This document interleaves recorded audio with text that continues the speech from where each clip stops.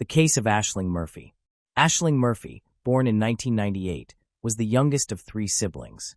Her family resided in Blue Ball, Ireland, a peaceful town approximately an hour's drive from Dublin. Aisling grew up in a loving environment, influenced by her father's passion for music, particularly the bagpipes and violin. Inspired by him, she began studying traditional Irish music. She joined a youth choir at school and later became part of an orchestra, performing folk music at various events across Ireland and Great Britain. She was talented, independent, and sociable, which enabled her to integrate well with her team and feel confident on stage. After graduating from school, Aisling immediately sought employment. She was determined to achieve full independence from her parents, so she began searching for full-time job opportunities right after receiving her diploma. Despite her career ambitions, she continued to nurture her love for music. She often performed for her relatives during special family gatherings on weekends, further strengthening their connections. Aisling wanted to create her own family someday, but first, she focused on establishing herself. She went to college and became a first-grade teacher at a school where she had previously studied. This stage of her life was very meaningful.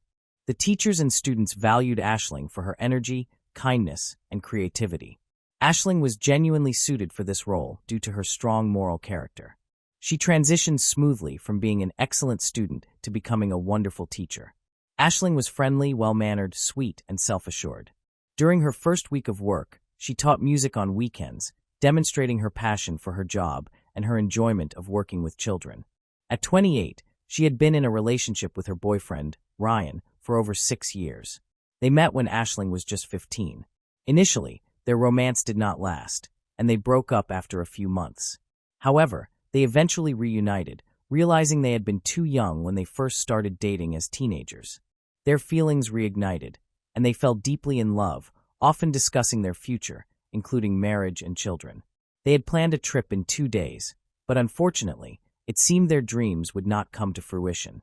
Before I continue, I want to remind you that only a small percentage of people who watch my videos are actually subscribed. So if you enjoy my content, consider subscribing.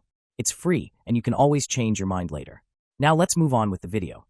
Aisling completed her work duties and planned to go for a run along the Grand Canal in Tullamore.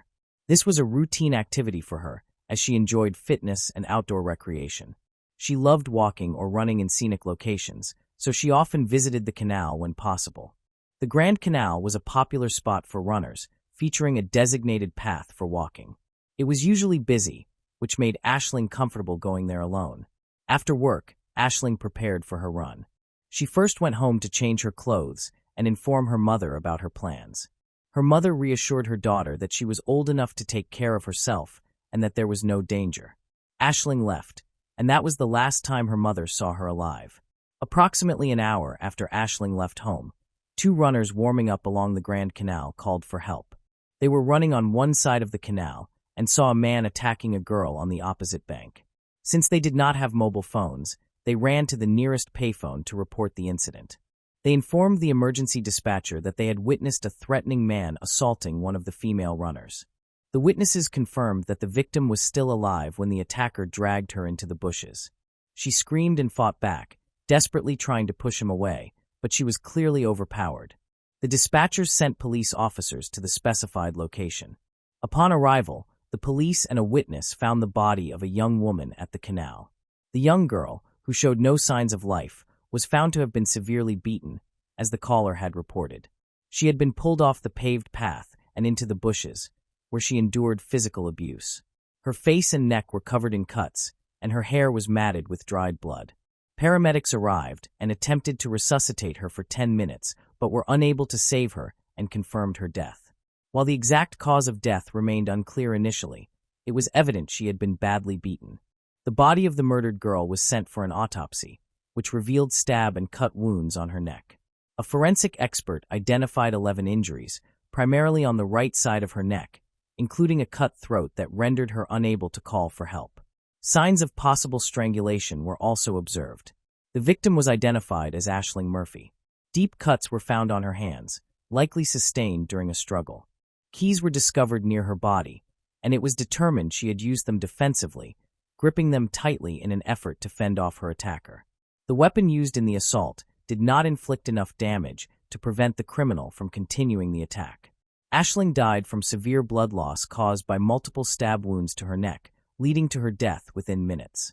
Near her body, police found sunglasses and a mobile phone in her jacket pocket. An abandoned bicycle was also located nearby, likely belonging to the attacker. The perpetrator had already fled the scene after harming his innocent victim. The brutality of the attack was shocking, particularly since it occurred in broad daylight in a crowded area with witnesses.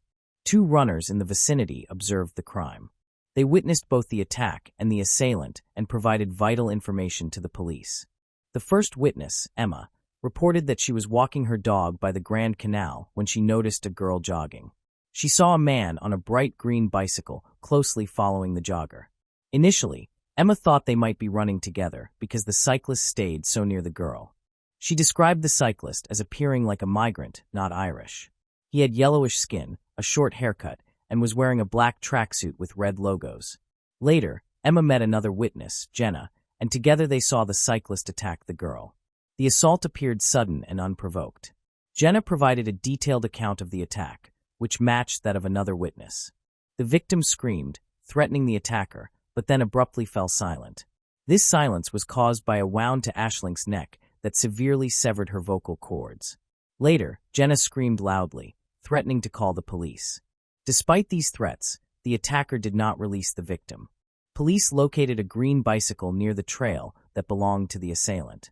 Meanwhile, police collected further evidence and discovered that Aisling had been wearing a fitness tracker while running. The device recorded her body metrics, including speed, distance, and heart rate, helping to clarify the circumstances surrounding her death. The data showed that Aisling began running at 2:51 p.m., and prior to that, GPS records indicated she had parked her bike near the canal.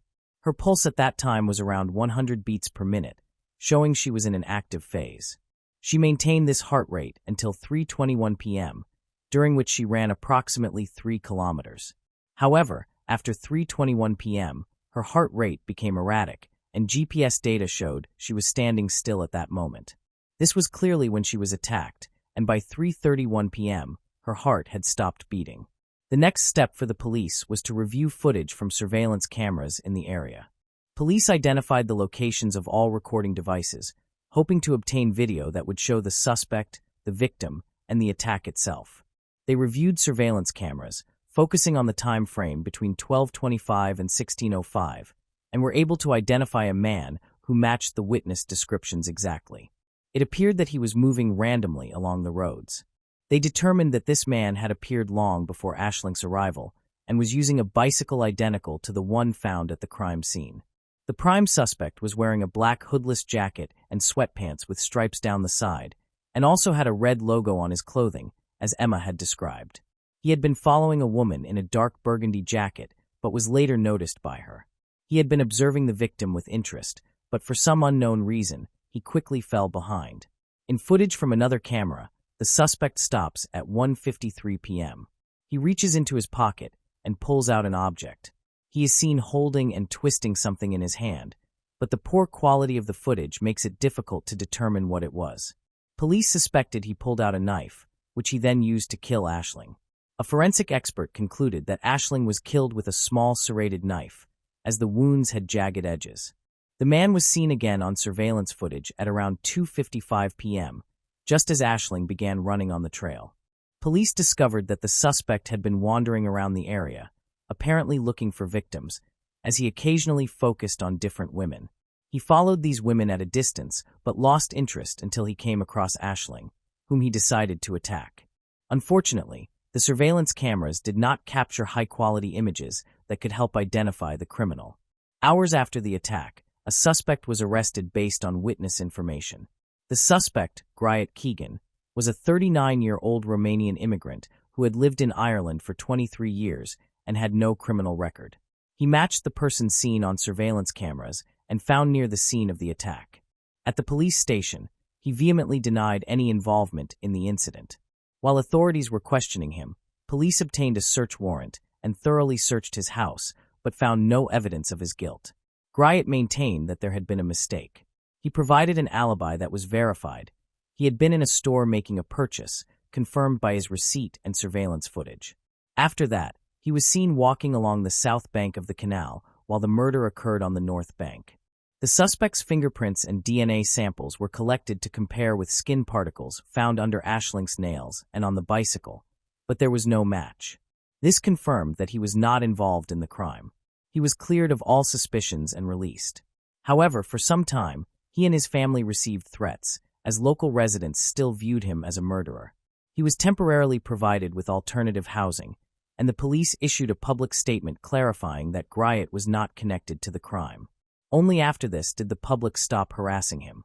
The case received wide publicity across the country. The local community was outraged by the attack on Ashling and called on the police to quickly identify and arrest the perpetrators responsible for the tragic death of a talented young woman in broad daylight. For days, the police had been trying to piece together clues, and the situation took a surprising turn. On the evening following the attack, a 30-year-old man named Joseph Puska was admitted to a hospital in Dublin with abdominal injuries.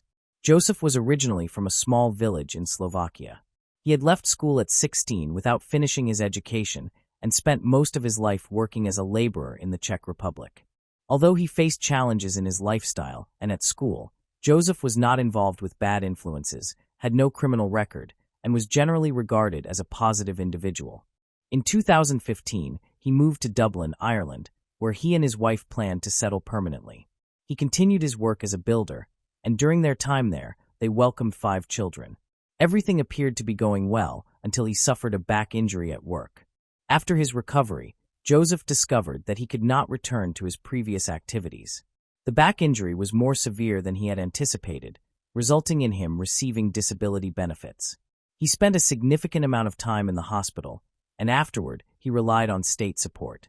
The financial situation was tight, so his wife had to work. Joseph had limited proficiency in Irish and struggled with English, which made it difficult for him to communicate with medical staff when he went to the hospital the day after Ashling's murder. He required an interpreter for assistance. With the interpreter's help, Joseph explained that he had been in Blanchardstown the previous day, January 12th. He had taken a taxi there and noticed he was being followed as soon as he arrived, but he did not think much of it since it was daytime. Suddenly, the attackers assaulted him, stabbing him multiple times in the stomach before fleeing.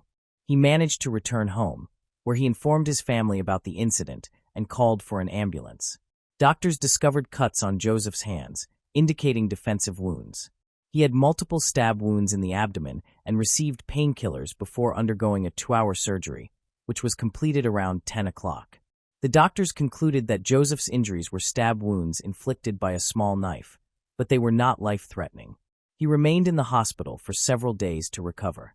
As part of their protocol, the doctors informed the police about the incident. Officers came to speak with Joseph, who was the victim of another attack.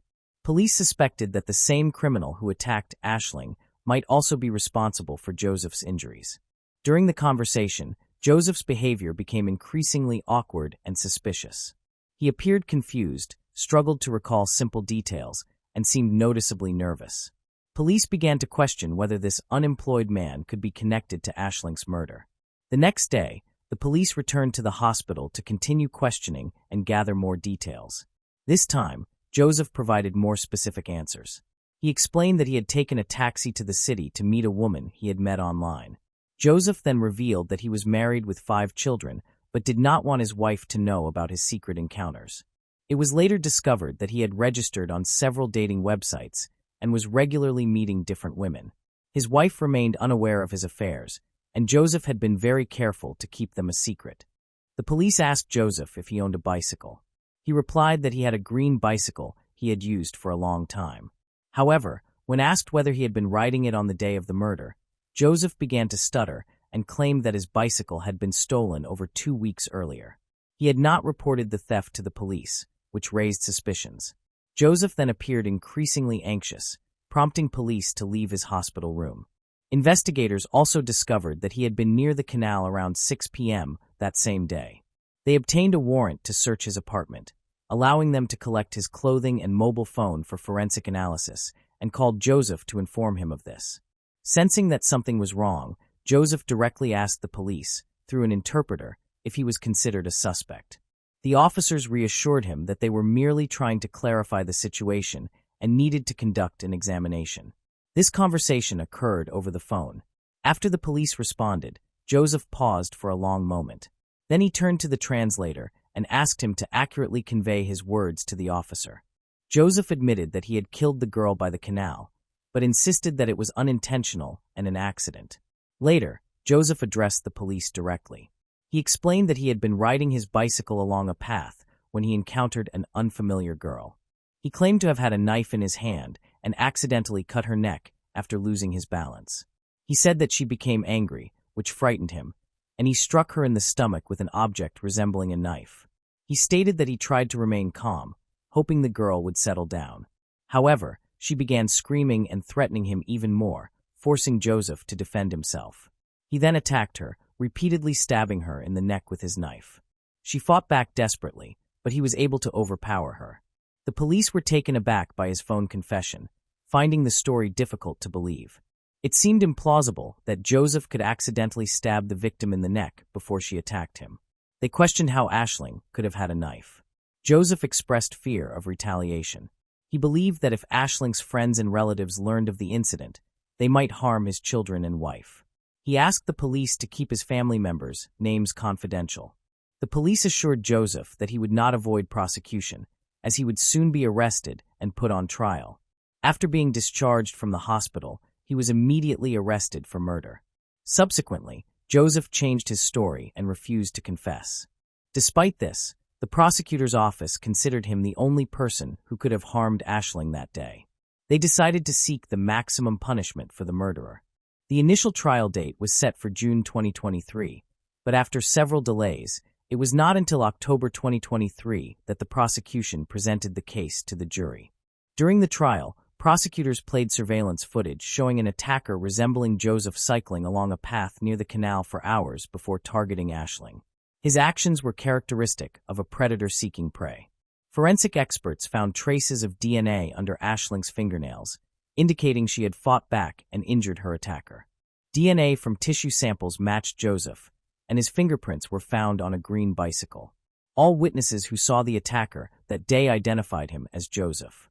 New evidence emerged during the investigation, particularly from one of Joseph's friends, a Slovakian bus driver. On the night of January 12th, while working, he encountered Joseph, who had severe scratches on his stomach. Concerned, the driver offered Joseph a ride home. Joseph mentioned that he had gotten into a fight, but did not provide further details about the incident. During the drive, the bus driver repeatedly questioned Joseph about what had happened, but Joseph avoided giving clear answers and kept holding his stomach, which was bleeding. The driver grew increasingly concerned, suspecting that the injuries might be linked to the ethnic tensions occurring at the time, as there were widespread expressions of hatred against other nationalities. To deflect his friend's questions, Joseph fabricated a story about being attacked by a masked man, claiming he could not identify the assailant because he had not seen his face before and did not know him. He attempted to portray himself as a hero, asserting that he had witnessed a masked stranger attacking a woman near the canal. Joseph claimed he was stabbed multiple times while trying to approach the bleeding girl. He became frightened upon realizing what had occurred and then fled. Despite being suspected of murder, he began insisting that he was actually the savior, having been injured in a fight with the real attacker. However, this new account did not explain how his DNA was found under Aisling's fingernails or his fingerprints on the green bicycle left at the scene. Joseph's defense argued that his false confession regarding the attack on Aisling resulted from the painkillers he received in the hospital, which allegedly caused euphoria and led him to speak impulsively. Joseph claimed he was under the influence of these drugs when the police began their interrogation.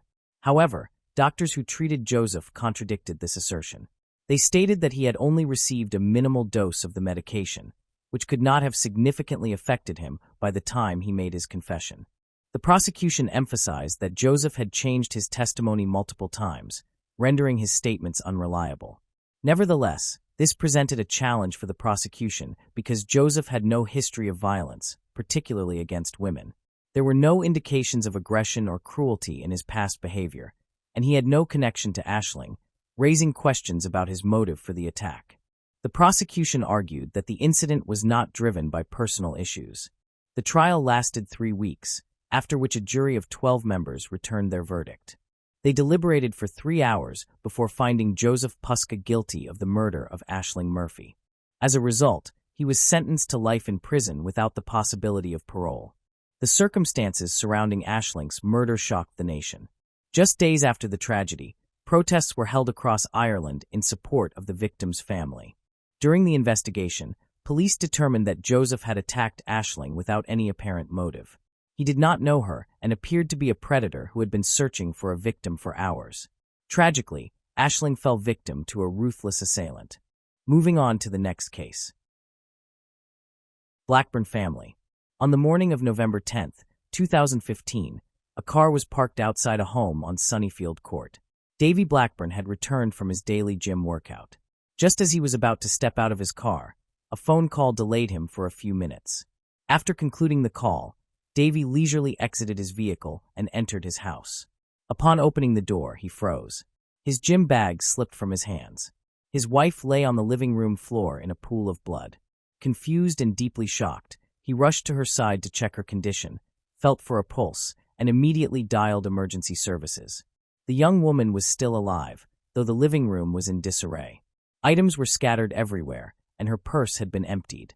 Upstairs, their small child was crying. Emergency services arrived within 8 minutes. Police officers and investigators filled the house after it was cordoned off.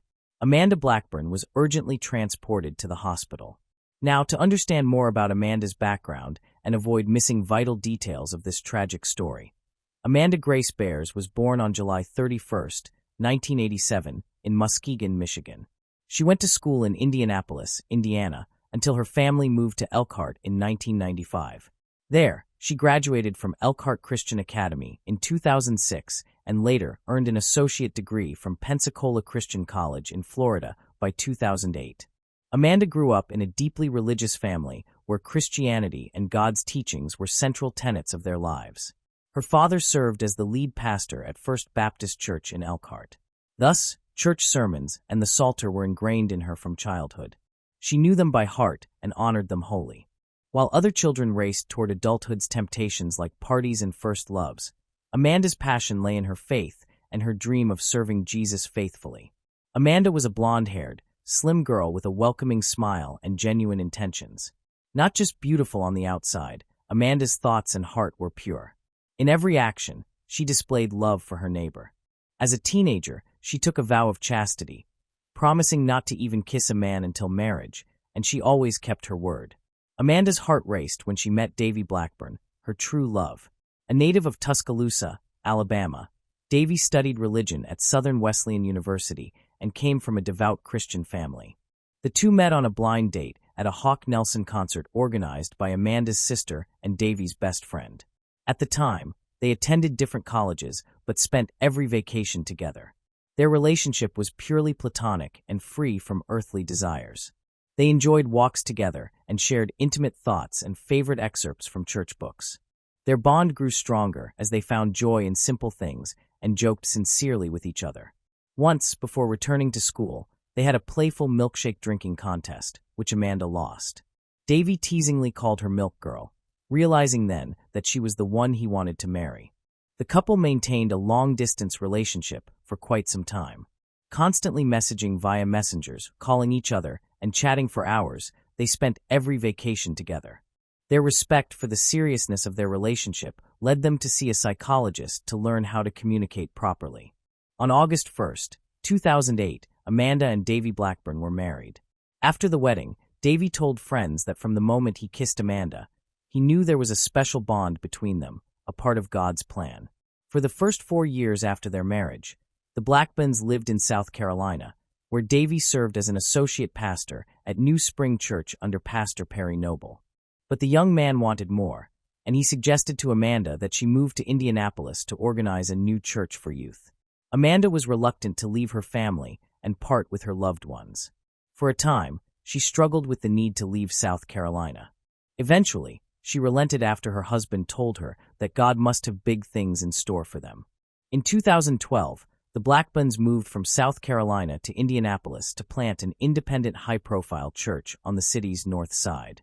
The religious organization started by the young family focused on young people, as made clear in the weekly videos they posted on their website, which discussed relationship advice, conflict resolution, and biblical perspectives on intimate relationships. By 2014, the family had welcomed their firstborn child, Weston Blackburn. They were perfectly happy with their comfortable home on a quiet street and their favorite roles within the church. This church was regularly attended by many young people who listened to and believed in their sermons. The family lived in perfect harmony and understanding.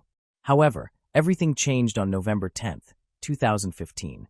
Ambulance crews arrived at the Blackburn residence in the 2800 block of Sunnyfield Court around 8 a.m. The pregnant young woman was rushed to the hospital, where she was hooked up to a ventilator and underwent several resuscitative efforts. Sadly, Amanda died the next day, along with her unborn baby. As it turned out, the family had been expecting a baby girl, who was named Evie Grace at her burial. Her death sparked significant sympathy and prayers on social media over an extended period, as friends, family members, and strangers mourned Amanda with public posts. On November 11th, the day Amanda was officially declared dead, Davy released an official statement, saying that Amanda made it her life's calling to love and serve everyone. She dedicated her life to knowing Jesus as her personal savior, and through her passing and legacy, countless others would come to a saving faith in Christ. I firmly believe that God remains good, turning our tragedy into triumph, and that indeed the best is yet to come, Dave wrote. The murder of the pregnant woman was not only a devastating blow to the entire Blackburn family, but also a profound shock to the entire state. People demanded that those responsible for Amanda and her unborn child's death be brought to justice. In his first interview, Davy Blackburn recounted finding his wife Amanda injured and unconscious on the living room floor. She was partially unclothed, with her underwear lying nearby and herself lying face down in a pool of blood. The pastor informed investigators that he had left the house around 6 a.m. to go to the fitness center for a workout. When he departed, he left the door unlocked. He mentioned this habit during his statement, saying, "You always do that too, don't you? You leave and don't lock the door." While it is hard to say whether securing the door would have prevented this tragedy entirely, it is evident that it made entry much easier for the criminals involved. Unfortunately, Amanda did not have sufficient time to contact emergency services, resulting in an attack that left her with 3 gunshot wounds, one of them fatal. No arrests were made in the days immediately following this heinous crime. However, police quickly determined that Davy Blackburn was not involved in this horrific incident. Trial transcripts reveal additional details from Davy Blackburn's testimony, alongside accounts from witnesses such as Scott Floyd, an emergency medical paramedic from the Indianapolis Fire Department who arrived at their home following Davy's 911 call. According to Scott Floyd's testimony, upon arrival they found Davy Blackburn outside at the end of the driveway with blood on his hands, but maintaining a very calm demeanor. Scott Floyd stated that Blackburn appeared not to fully comprehend what had transpired with Amanda when they reached him at the residence. Davy claimed he had come home from the gym at about 7:30 a.m. and continued his phone call with his friend Kenneth Wagner in the driveway. He occasionally stepped out, strolled down the driveway, and peeked through the front door window to see if baby Weston was awake. He said he finished his call, entered his home at 8:10 a.m., and found Amanda lying face down on the floor. He thought she was sick or unconscious. He called emergency services at 8:22 a.m. It took him 12 minutes to make that call. In an emergency situation, 12 minutes is quite a long time. He repeatedly said he thought something had gone wrong with the pregnancy and maybe she had gotten dizzy and fallen. Did he not notice after 12 minutes that there was brain matter about 5 feet away from her body? Emergency room Dr. Scott Floyd testified that the blood on her head was coagulated, leading him to believe that the gunshot had occurred a couple of hours earlier, but those transcripts were not made public. Davy was asked if he had called anyone else after dialing 911. He said he had called his father next. Defense attorneys did not cross-examine Davy Blackburn. Authorities corroborated his story with surveillance footage from the gym. Thus, he was not among the suspects. An autopsy conducted on November 12th showed Amanda suffered a gunshot wound to the back of her head. She also had a gunshot wound to her lower left arm that went through her biceps, and another that entered and exited her upper back. Multiple scratches were found on her left cheek, along with a split lip and a knocked-out lower tooth. These injuries indicated a possible struggle between Amanda and her attacker. A thorough investigation was launched. CCTV footage from nearby streets was examined, and neighbors and family acquaintances were interviewed as well. One neighbor reported hearing gunshots about 35 minutes after Davy left the house. Another neighbor, Reginald Townsall, mentioned their street was not known for incidents like this and expressed shock, stating that the Blackburns did not deserve this tragedy. Everyone thought highly of the Blackburn family. They were seen as wonderful and loving people by their community. Based on Amanda's injuries and the missing bank cards as well as MacBook bag, robbery seemed to be an initial theory during this investigation. On the morning of November 10, 2015, several emergency calls were made reporting home invasions at various residences near Blackburn's home. Around 5:20 a.m., one woman reported waking up to find her cell phone, laptop, purse, and keys missing from her apartment. Her car was also gone from the parking area. The sliding glass door to her apartment had been tampered with. 3 hours later, another woman reported a burglary, stating that someone had broken through the patio screen and entered her house. According to police reports, for televisions, a MacBook Pro, a Tiffany pearl necklace, a pink women's sweater, a remote control, a bag of oranges, and bedding were missing from the residence. Just 5 minutes after that second call, another individual from Sunnyfield Court contacted emergency services. This time it was Davy Blackburn. Lieutenant Richard of the Indianapolis Police Department stated that police were investigating potential connections between this homicide and the other burglaries in the same neighborhood that morning. Police have not disclosed details about the ongoing investigation to maintain its integrity. However, after obtaining images of possible suspects from one of the burglarized homes, they released these images to the public for assistance in identifying and aiding the investigation. Davy Blackburn expressed confidence that the police department was doing everything within their power to apprehend his wife's perpetrator. Investigators assured him that they had unprecedented support to continue their investigation and were optimistic that promising leads would soon help identify those responsible. Key clues instrumental in tracking down 3 suspects included a stolen pink sweater, cell phone records, and an ATM receipt. The receipt and sweater were discovered in a stolen Chrysler Sebring used during the robberies. Authorities recovered this vehicle on November 11th near Blackburn's home. The debit card listed on the receipt matched Amanda Blackburn's stolen card. Investigators obtained a warrant to examine ATM camera footage and discovered video showing the driver concealing his face with a stolen pink sweater. Police relied on DNA testing, surveillance footage, and witnesses' testimonies to identify those responsible for these crimes. The results from DNA testing of the sweater confirmed that Gian Watson was one of the suspects. Watson's identification marked the first significant breakthrough in the case, as indicated in the affidavit. Cell phone records were obtained because Watson's number was already in the database due to his parole for a prior burglary. Subsequently, Diana Gordon's cell phone records were also retrieved. These records demonstrated that both Watson's and Gordon's cell phones were present in the vicinity when the crime occurred. The phone records further disclosed that Gordon and Watson were near the Chase Bank, where Amanda's debit card was used on the day of the murder. Larry Taylor emerged as a critical piece of information when police examined surveillance footage from the area. This footage enabled them to identify Taylor's phone number and trace his address. In the subsequent days, reports surfaced indicating that a firearm had been located near the Blackburn residence. According to police, an individual delivered this gun to the Broad Ripple Fire Department, claiming they had found it outside the couple's home. Crime lab technicians analyzed the weapon over 2 weeks of investigation and detective work. Police eventually charged 18-year-old Larry Taylor and 21-year-old Gian Watson with Amanda Blackburn's murder. Another individual, 24-year-old Diana Gordon, who was suspected of burglary, was arrested for a parole violation and not charged with a felony, as she did not enter Blackburn's home during the incident.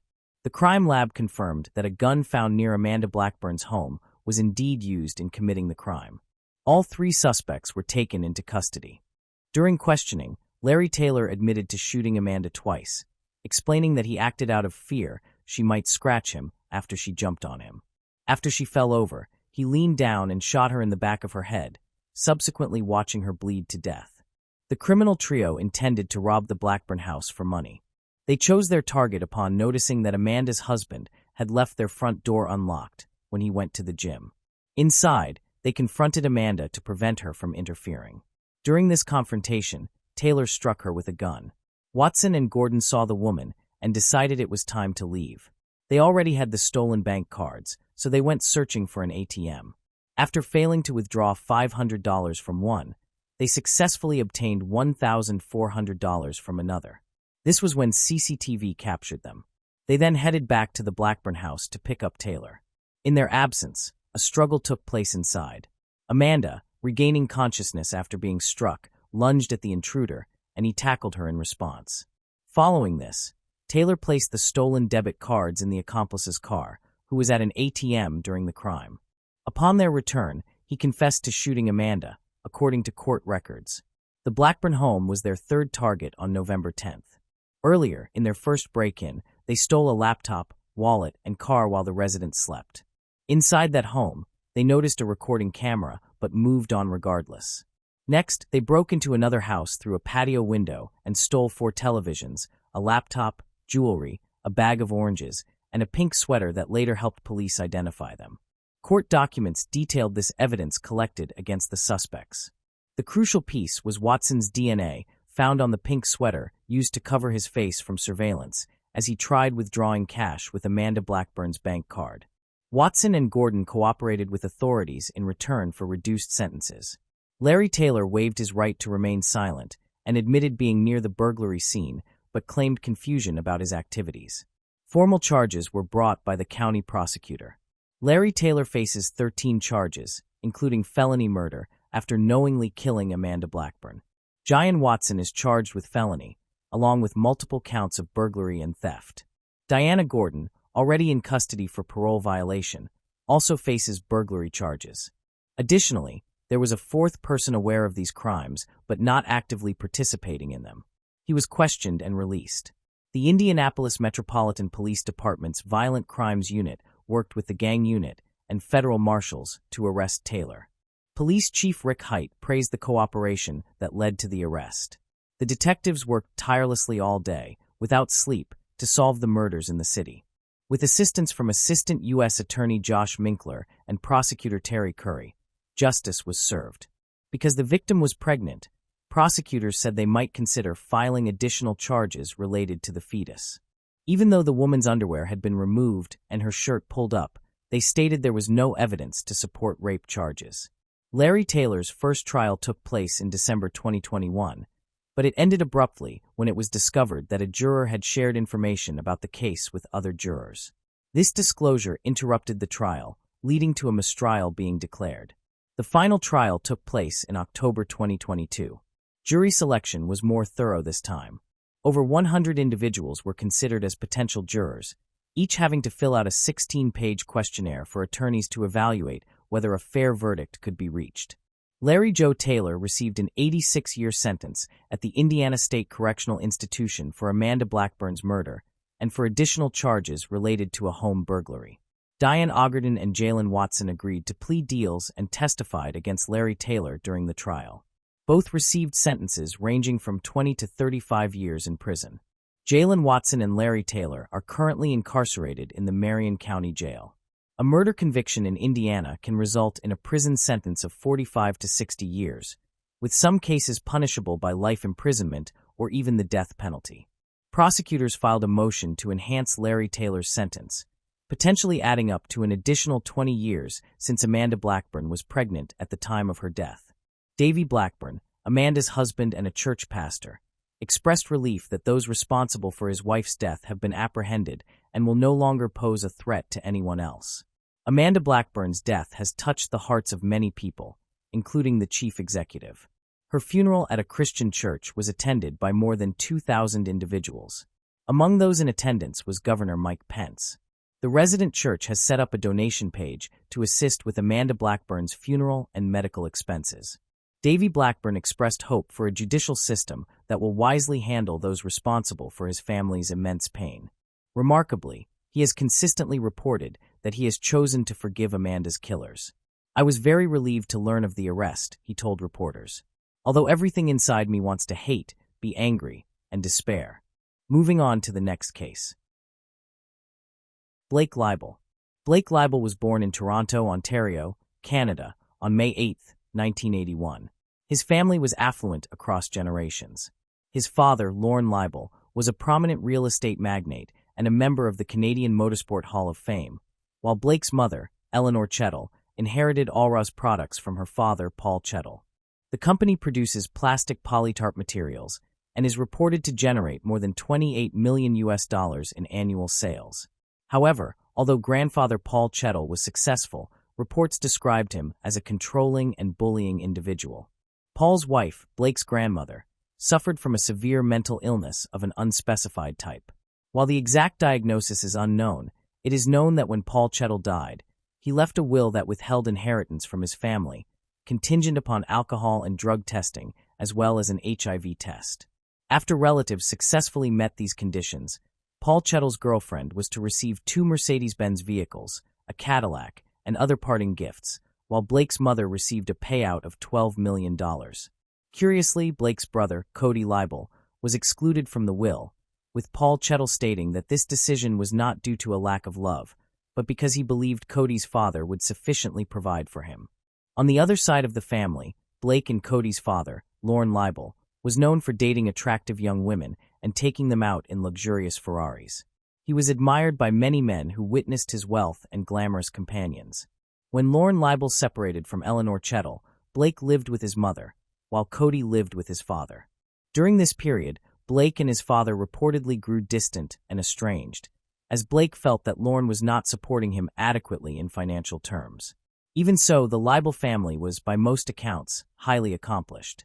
Blake's grandfather, Stanley Leibel, was a renowned sailor who competed in the 1968 Summer Olympics and later went on to develop hundreds of homes throughout Toronto. Blake's aunt, Terry Leibel, is a Canadian journalist who served as a host for CBC's Olympic coverage during the 1996, 2002, 2004, and 2006 games. Blake and his brother Cody Leibel appeared destined for success from the beginning, or at least they had the financial surroundings necessary to pursue success in whatever they chose. In fact, when Cody Leibel relocated to California, he clearly made a significant mark. In 2017, he sold his 5,500-square-foot home in Beverly Crest for nearly $18 million, with the buyer reportedly being Katy Perry. Later that same year, Cody purchased Reba McEntire's home for a reported $25 million, making him the youngest homeowner in Beverly Park history. This acquisition placed him among neighbors such as Sylvester Stallone, Mark Wahlberg, Denzel Washington, and Eddie Murphy. As the world's youngest owner of a Ferrari Enzo, Cody not only owned a record label, but was also a regular at a poker club known as Molly's Game, which reportedly attracted famous figures including Leonardo DiCaprio, Ben Affleck, Matt Damon, and Tobey Maguire. Cody Leibel appeared every bit as successful as the family that raised him. His brother, Blake Leibel, moved to California in 2004.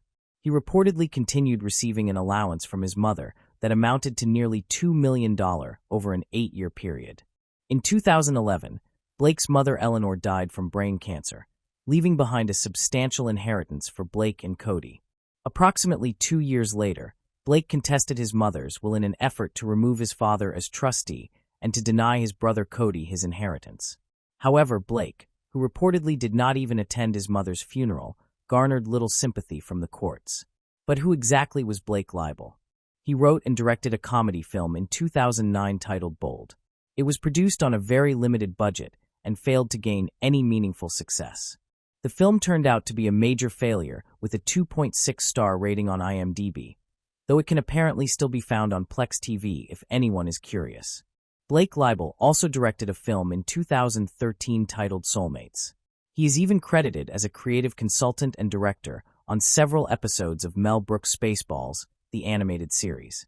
In 2010, Blake published a graphic novel called Syndrome. The story centered on a man named Dr. Chettle, who notably shared the same name as Blake's own mother. In the novel, Dr. Chettle studies serial killers. He goes so far as to recruit an entire town of actors and then constructs a fake Truman Show-style environment. He then stages the execution of a serial killer before erasing the man's memory and releasing him into the fabricated town so Chettle can observe his behavior. The doctor's objective in the book is to cure serial killers. Chettle's character is quoted as saying that evil is not some mysterious force, that evil is a syndrome.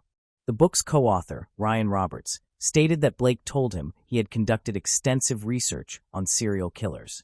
Ryan also recalled how Liebel jerked his hands upward while demonstrating how a victim could be flipped upside down in order to drain them of fluid. In hindsight, Ryan Roberts said he would never forget that moment. Although Blake did not actually write or illustrate the final edition of Syndrome, he was credited as the creator of the book, and he wrote an introduction at the beginning of the novel posing the question, "If you loved hurting things, what would you do?"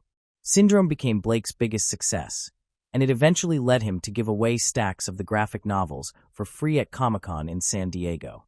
A producer said Blake wanted to be regarded as a respected comic book artist, and he used his money to try to purchase that image.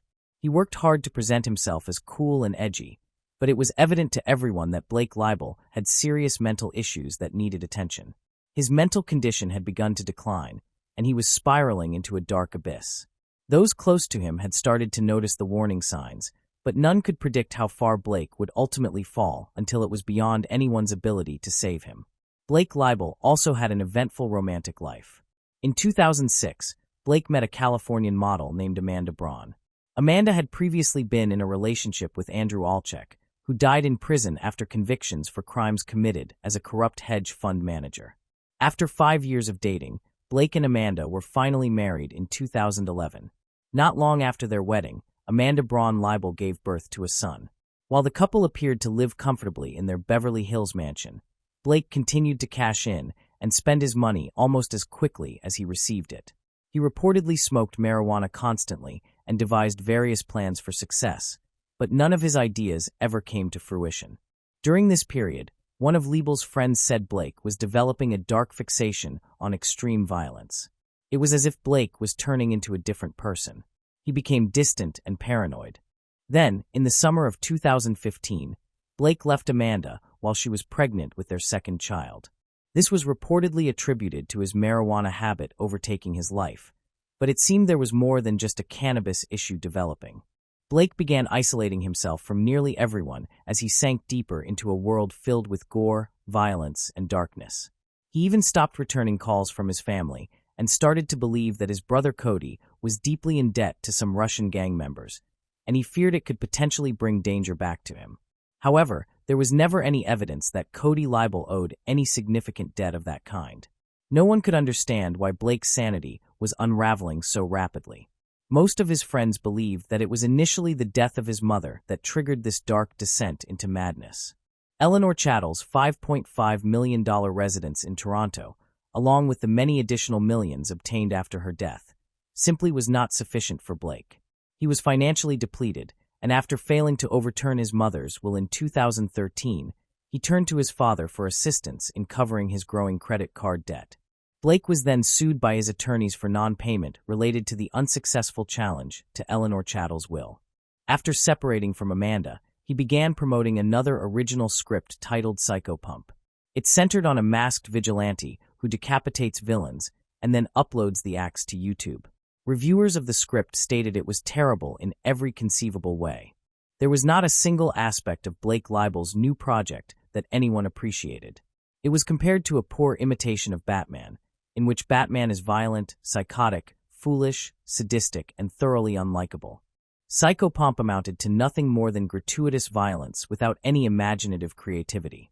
However, there were rumors that Hilary Shore, a producer associated with Children of Men, had shown interest in the Psychopomp screenplay.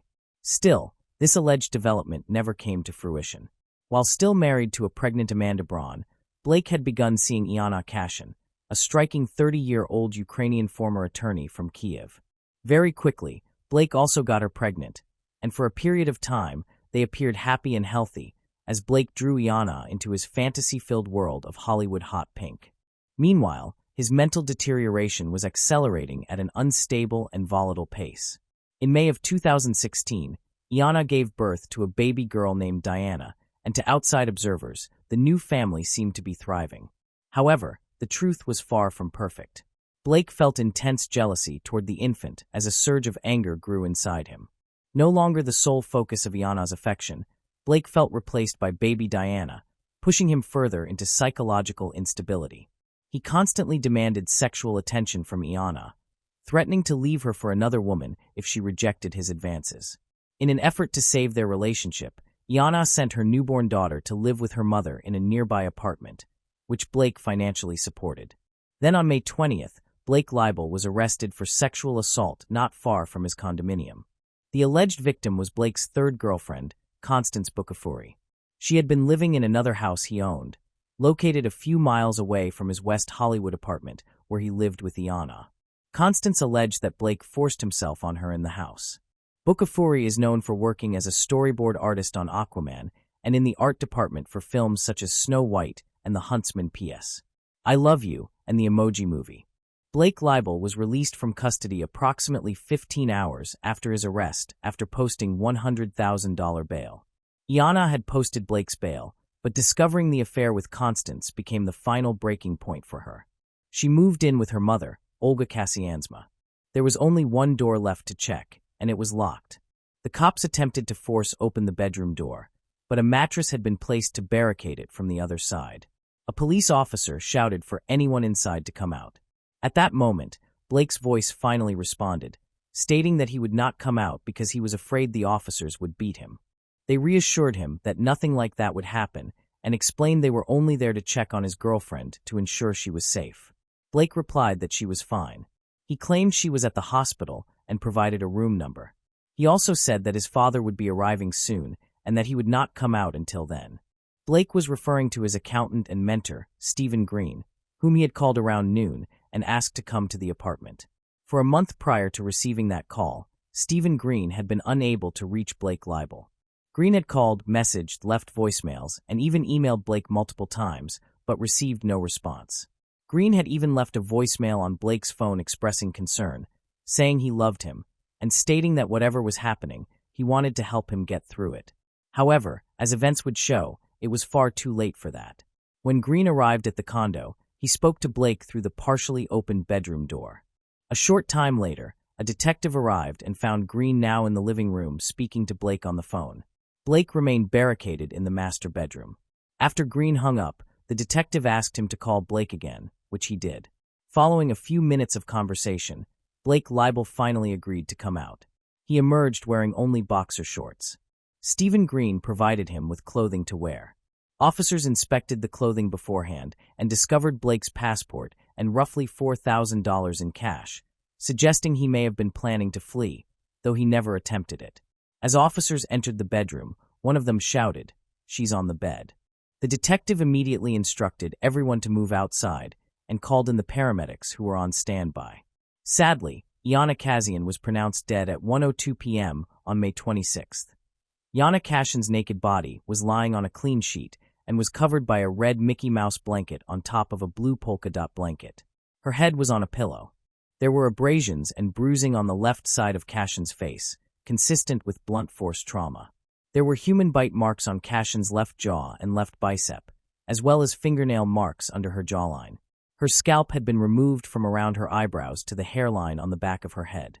A large portion of skin on the right side of her face had also been removed. The skull bone was visible. There were cuts across her lower forehead, below the eyebrows. There was also a cut on the right side of her face, from her cheek to her jawline, and another on the left side of her face, toward where the ear should have been, but it was missing. The medical examiner later proposed that a sharp-bladed tool had been used to cut off the skin, but he also noted that some facial tissue had been ripped away by hand. Considering the extensive damage to Jana's face and skull, combined with the challenging nature of both cutting and tearing the tissue, the doctor believed that inflicting these injuries would have been a lengthy process. Moreover, the presence of inflammation in the tissue and bleeding from several severed samples led to the tragic conclusion that Iana Kasian was still alive while enduring this prolonged torture. The examiner also determined that there was no blood in Iana's heart, veins, or arteries. Half of Iana's blood supply was missing. This is highly unusual, even considering the weight of her injuries. Gravity wouldn't have been enough to drain that much blood from her body. Her heart would have had to have been pumping the entire time. It was the medical examiner's opinion that Blake may have drained Iana's blood by placing her in the bathtub with her head lower than her feet and then running water over her head, which could have increased the blood flow and potentially interfere with clotting. Due to the presence of foam in her nostrils, the doctor concluded that Iana was probably submerged in water for at least 30 minutes. Her body was then washed and placed on the clean sheet. Her cause of death was ruled as exsanguination, which is the draining of blood. There was an additional pillow to the left of Jana with an indentation on it. It was as if someone had been laying next to her. There were dried blood stains on the mattress beneath the sheet she lay upon. The investigation uncovered the extent of the violence that had occurred throughout Blake Leibel's condo. According to court documents, blood stains and pieces of human flesh were discovered behind the bed. Blood was also splattered on the wall near Jana's body. A fragment of an eyebrow was found on the floor beside the bed. In addition to the mattress Jana was lying on, blood stains were present on another mattress from a second bed in the room, as well as on a side table and in various other areas of the bedroom. The mattress that had been used to obstruct the door belonged to this second bed. A clump of hair and a blood-stained razor were found in the trash can. When police entered the bathroom of the master bedroom, warm water was flowing in the bathtub. Blood marks and strands of hair were visible inside the tub. A green paring knife stained with blood was discovered in the top drawer of the bathroom. The oval-shaped blood patterns found on the bed's headboard and in the guest bedroom were consistent with being caused by the top of Jana's scalped head. Blood was present on 2 towels, a pillowcase, the floor, and the base of the drapes in the guest bedroom. The drain in the guest bathroom tub also tested positive for blood, and that same drain contained recently cut hair.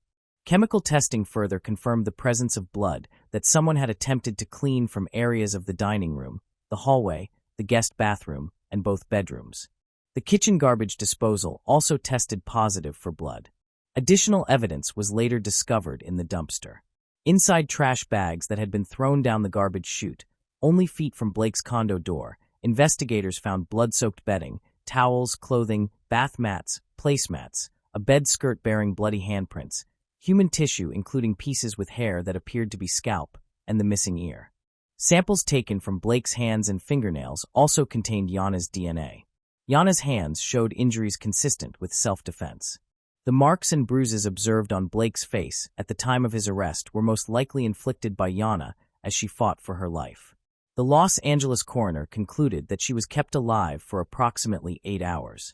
He stated that he had never seen injuries like those before and compared them to wartime injuries. Blake Leibel was arrested and charged with the torture and murder of Jana Cashin. It was later discovered that he had used her phone to order food to the apartment through Postmates twice during the period Jana was missing. Blake's behavior at the scene was described as ice cold. He acted as though he did not even know Jana was dead. When an officer informed him, he simply responded, "Well, I guess you'll find out who did it then." Leibel wore an evil grin as officers escorted him from the condo in handcuffs. On June 26, 2018, Blake Leibel was sentenced to life in prison without the possibility of parole. Due to the nature of his crimes, he was eligible for the death penalty, but the district attorney did not pursue it, even though doctors determined Blake was not insane and was competent to stand trial.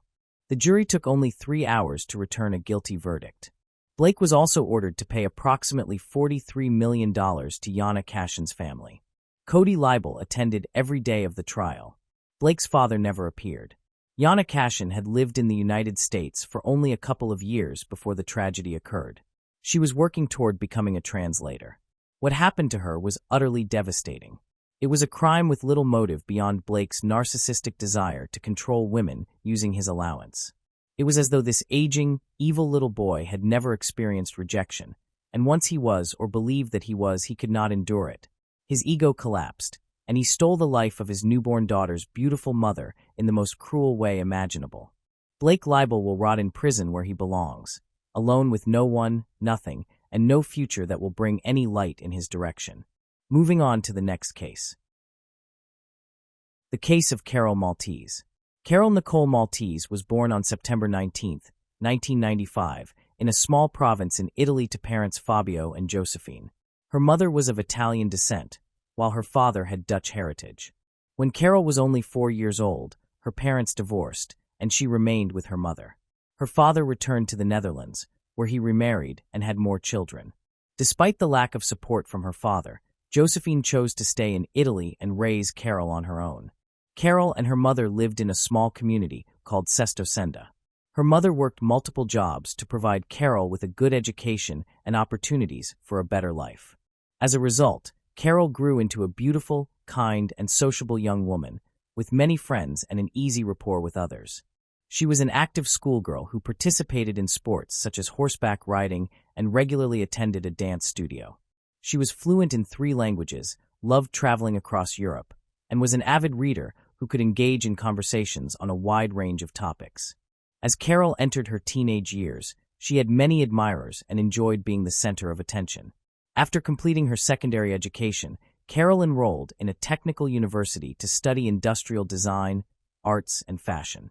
During her freshman year, Carol discovered she was pregnant after developing a romantic relationship with a young man studying architecture and design. The pregnancy was unexpected, and both Carol and her father were unprepared. Despite the challenges, Carol decided to keep the baby. In 2016, Carol, then 20 years old, gave birth to a son. The arrival of the baby significantly impacted her life. Due to financial constraints, she had to leave school to support herself and her child. She relocated to Verona in search of better opportunities to provide for her family. Carol found employment as a sales consultant in a cosmetics and perfume retail chain when her son was 1 year old. Meanwhile, her boyfriend worked on projects from home and took care of their son. However, in mid-2019, Carol's life took another turn when she fell in love with Angelo. They began a passionate affair, secretly meeting in hotel rooms and exchanging messages at night.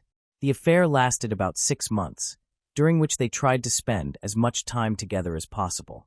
Just before the new year, Carol's boyfriend discovered her infidelity and decided to end their relationship. Carol believed it was for the best that she was leaving, as she had already planned to move in with her new boyfriend. However, they faced a challenge.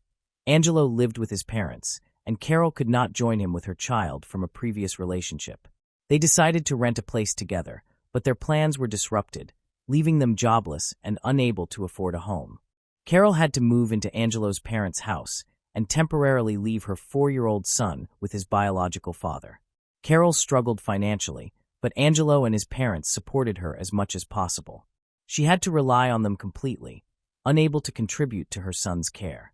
To make matters worse, her mother was diagnosed with Parkinson's disease, requiring expensive treatment. In desperation, Carol looked for ways to earn money from home to support her son and ailing mother. She turned to social media and created a YouTube channel, sharing her experiences of life in isolation. Although her content did not attract much attention, her striking appearance drew comments, including some unwanted and inappropriate proposals. A subscriber suggested that Carol create an account on the adult content platform OnlyFans, citing her attractive appearance and potential for quick success. Taking this advice, Carol registered under the pseudonym Charlotte Angel and began posting intimate photos and videos. She quickly gained a large following and started earning a substantial income. Over time, Carol's content became more explicit and bold, earning appreciation from her fans. However, she kept her work a secret from her boyfriend and relatives. This secrecy was short-lived, as an acquaintance discovered her account about 6 months later. Although Carol tried to justify her work as an art form that provided her financial security and personal fulfillment, her acquaintances did not accept it. Friends and acquaintances gradually distanced themselves from her, believing her work was immoral and fearing that association with her would damage their reputations. Carol perceived this reaction as prejudice and remained confident that she would achieve success and wealth as an adult film star. Her newfound popularity attracted the attention of adult film studios, and several directors approached her with offers to star in their productions. She soon accepted the invitations and participated in group photo sessions. Unbeknownst to her, her activities went unnoticed, and her boyfriend, Angelo, was shocked to discover that she was not working remotely as a designer as she had claimed. He felt lost and uncertain how to react, having no plans to end their relationship. However, when Angelo's parents learned of Carol's profession, they urged him to end the relationship immediately, fearing she would bring shame to their family. At that time, Carol achieved financial stability thanks to her popular OnlyFans account and increasing earnings from film directors. In interviews, she expressed her intention to eventually complete her education and pursue a career in design or modeling. However, she increasingly enjoyed her current job and became fully immersed in it. Despite her success, Carol faced constant moral pressure from those around her, who judged and tried to shame her, resulting in certain psychological trauma.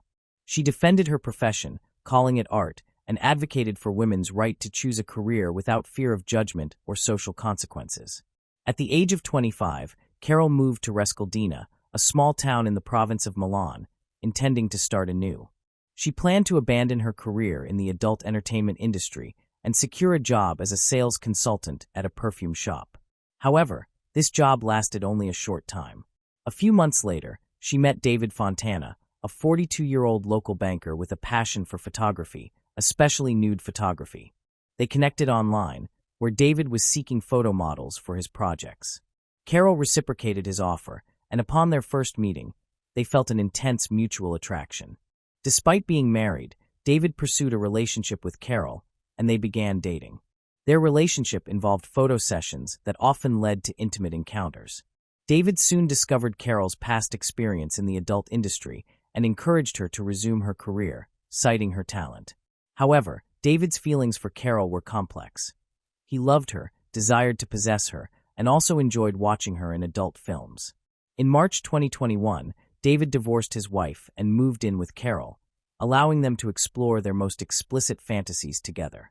He assisted her in creating content for OnlyFans, a platform where she gained immense popularity. However, David took a share of the profits from their joint work. As Carol's success grew, she began receiving lucrative offers from foreign directors and studios for film shoots. David, a jealous boyfriend, would become annoyed when others showed interest in Carol in public or attempted to flirt with her. However, he never interfered with her work as an adult film actress, treating it as a normal job that she felt comfortable performing. On the other hand, after Angelo and Carol broke up, Angelo confessed that he had missed her and asked to reconcile, saying that he would accept her profession and not restrict her freedom.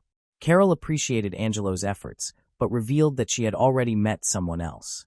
Even so, Angelo and Carol continued to communicate. However, when David found out, he became angry, threatened Angelo, burned his car, and finally broke up with Carol. Angelo reported the incident to the police, who issued a restraining order against David, but ultimately found no evidence linking him to the arson. As Carol's career advanced, she frequently traveled for filming and attracted a large following. She was trying to buy a house for herself and her son, and planned to leave the adult film industry to focus on raising her son. To achieve this goal, she began creating custom videos for fans, who would send her scripts and pay her to make their fantasies come true. This approach brought high profits to Carol. Carol and David continued to collaborate in film despite their personal separation. During a September 2021 film shoot, Carol met co-star Salvatore Galdo, and a romance blossomed. She and Salvatore eventually formalized their relationship, deciding to marry after taking the time to ensure they were both ready to move forward. As they planned their future together, they made a conscious effort to maintain their independence and keep their relationship private. They had learned from past experiences and wanted to approach their new relationship with a clear understanding of each other's needs and boundaries. In the end, Carol and Salvatore were able to build a strong foundation for their relationship, free from the entanglements of their past. They were able to move forward together, focusing on their shared future and leaving their complicated pasts behind. Carol's social media activity slowed significantly. Although new posts occasionally appeared on her account, she rarely interacted with anyone, keeping her responses brief. Her latest photos suggested she had recently gone on a seaside vacation, but she had not shared her plans with anyone. Everything appeared peaceful. But on March 20th, 2022, in a deserted area near Italian Borno, a passerby made a disturbing discovery. While walking along a cliff, he spotted large black bags of trash on a slope near a body of water.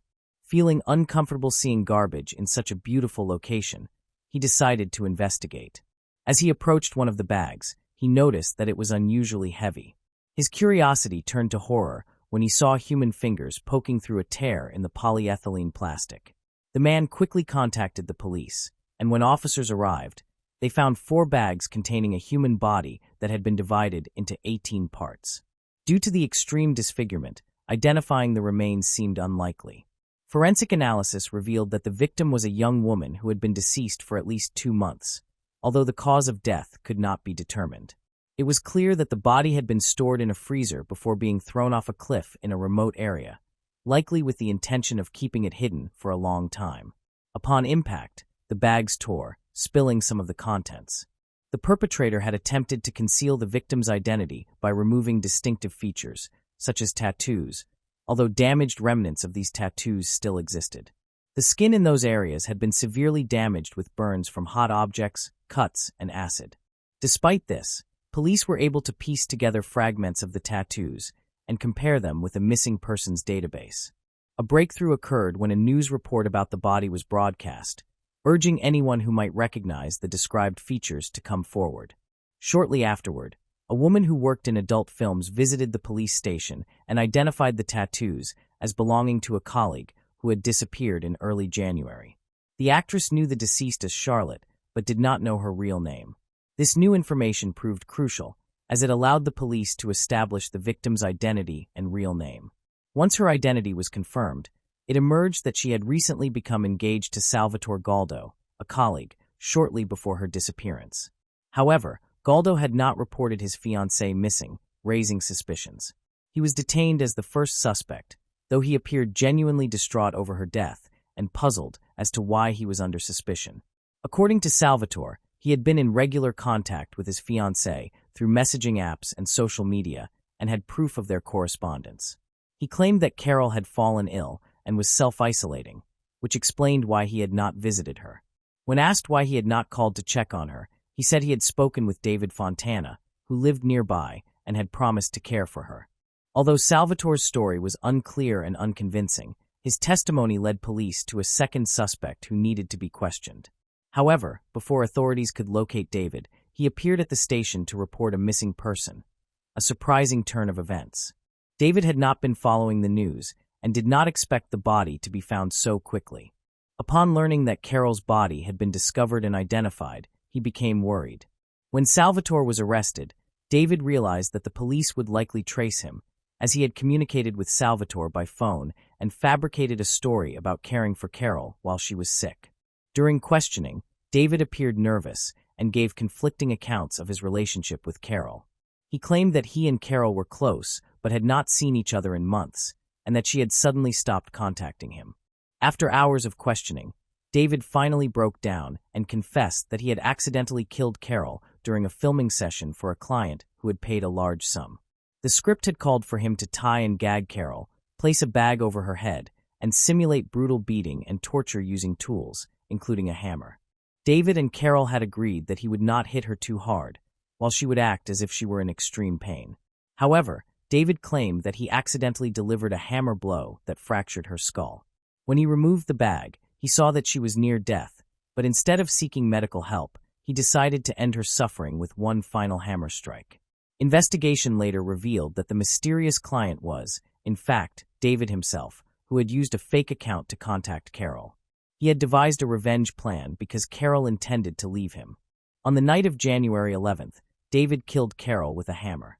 The following day, he purchased a large freezer, saw, and axe using Carol's credit card, which he used to dismember her body.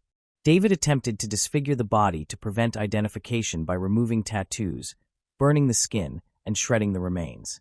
After murdering Carol, he stored her body parts in a freezer for over 2 months. During this period, he deceived her relatives and friends by communicating through her phone and social media accounts, creating the illusion that she was still alive.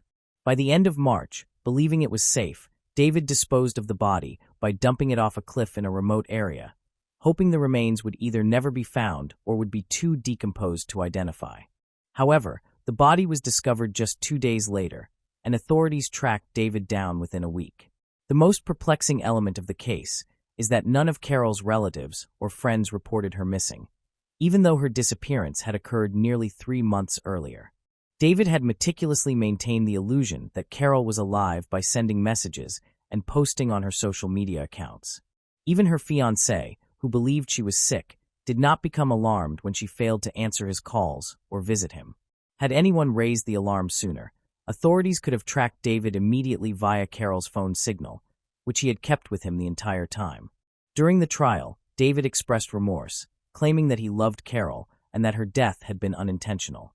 He further stated that he had planned to take his own life after her death, unable to cope with the grief. While this claim was widely regarded as implausible, the defense framed the incident as an unintentional act of violence. On June 12, 2023, David was convicted of manslaughter. He was sentenced to 30 years in prison and ordered to pay compensation totaling €350,000 to Carol's son, her mother, and the father of her child. Notably, the court did not consider the manner of the killing to be cruel, and the dismemberment of the body was not treated as an aggravating factor. Consequently, David may be eligible for parole in the future. Moving on to the next case. The case of Cecile Bloch. 3.5 decades after the chilling and mysterious murder of 11-year-old French girl Cecile Bloch, the veil of secrecy was finally lifted by the discovery of DNA evidence. Revealed alongside this newfound truth after a 35-year investigation was a horrifying connection. The same malevolent hand that stole Cecile's innocence also stained France with the blood of other victims during the dark period from 1986 to 1994. To make matters worse, the shocking revelation was that the individual responsible for these heinous acts was someone who should have been a guardian of the law, a gendarme and a policeman at the time of the murders. This is the tragic story of Cecile Bloch. It was the fateful morning of May 5, 1986. The universe seemed to conspire against 24-year-old Luc Bloch as the day began on the wrong foot. First, his alarm clock failed to go off, and to make matters worse, nobody in the Bloch household had the foresight to rouse him from his restless sleep. Luc, now in a mad dash to get to work, also had to ensure his young sister was not late for school. With urgency pressing on him, he called out to his little sister, instructing her to hasten her preparations as he hurriedly left the apartment. In those days, it was common for children to go to school alone. Each weekday morning, their parents, Jean-Pierre and Suzanne Bloch, would leave for work by 8 a.m. Luc too departed the family apartment, leaving just before Cecile, who typically left for her classes around 8:45 a.m. lunchtime, brought a cherished routine. Cecile would return home alone, savoring a comforting bowl of soup before delighting the household with her beloved violin. This gifted young girl was a maestro of melodies and had a deep love for music. She adored dogs and excelled in her studies. At noon, her caring mother, Suzanne, would routinely call the family apartment to ensure her daughter had returned safely and eaten her lunch. But on that fateful day, an eerie silence answered her call. Cecile did not pick up the phone. This silence would soon lead to a horrific revelation, raising countless questions about what had truly occurred that morning. Let us return to the moment Luc Bloch embarked on his daily journey to work. As he stepped out of the apartment, the darkness of the landing greeted him yet again. There had been no light for the third consecutive day. Frustration coursed through him as his fingers fumbled in the inky darkness to locate the elevator button. The only functioning elevator glided to a halt on the third floor, where a well-dressed young man stood. Possibly in his late 20s, the man had an athletic build and a pockmarked face. Luc, feeling a twinge of embarrassment, offered a polite greeting and then disembarked on the first floor. The stranger responded with an unusually emphatic, "Good day." Something about this encounter struck Luc as peculiar. The man's politeness seemed excessive for a stranger. It was almost unnerving. In hindsight, Luc would later recall the haunting final words uttered by this man. "Have a very, very good day." Little did he know that, within minutes, this same man would commit an unspeakable act against his young sister, leaving an indelible scar on his heart. At 8:20 a.m., inside the building, the concierge perused a fresh newspaper while neighbors went about their morning routines. None of the building's residents could have imagined that, in just half an hour, young Cecile would meet her tragic fate.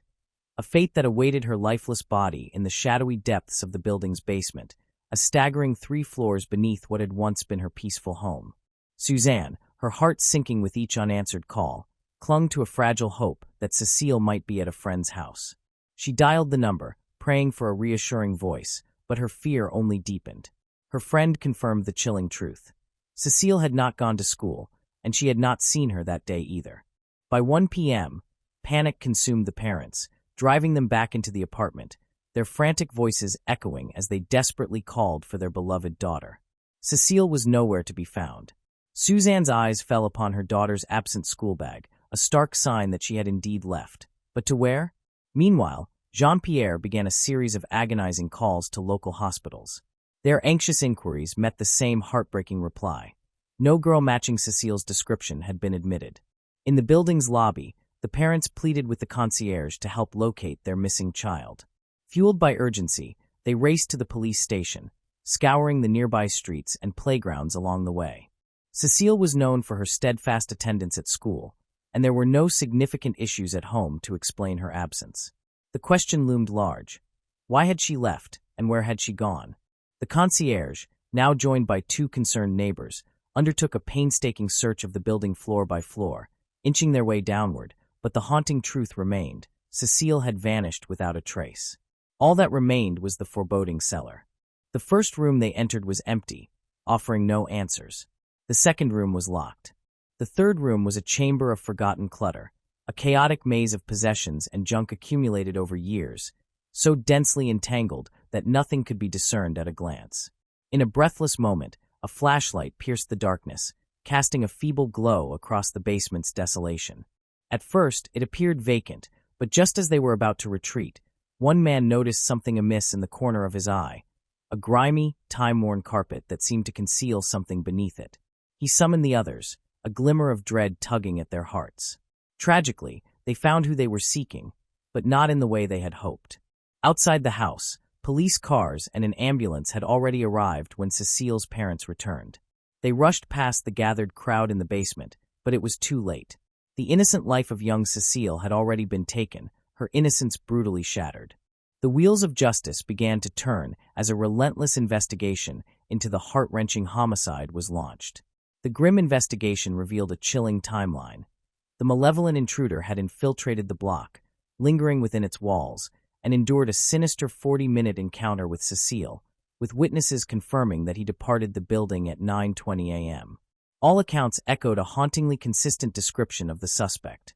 A dark-haired young man, aged between 25 and 30, his face marred by the cruel reminders of severe acne scars. The very same man who had exchanged strange pleasantries with Luke that morning. Drawing on the accounts of 6 witnesses and Luke's recollection, the police produced a rough sketch of the male suspect, which soon appeared in newspapers across France.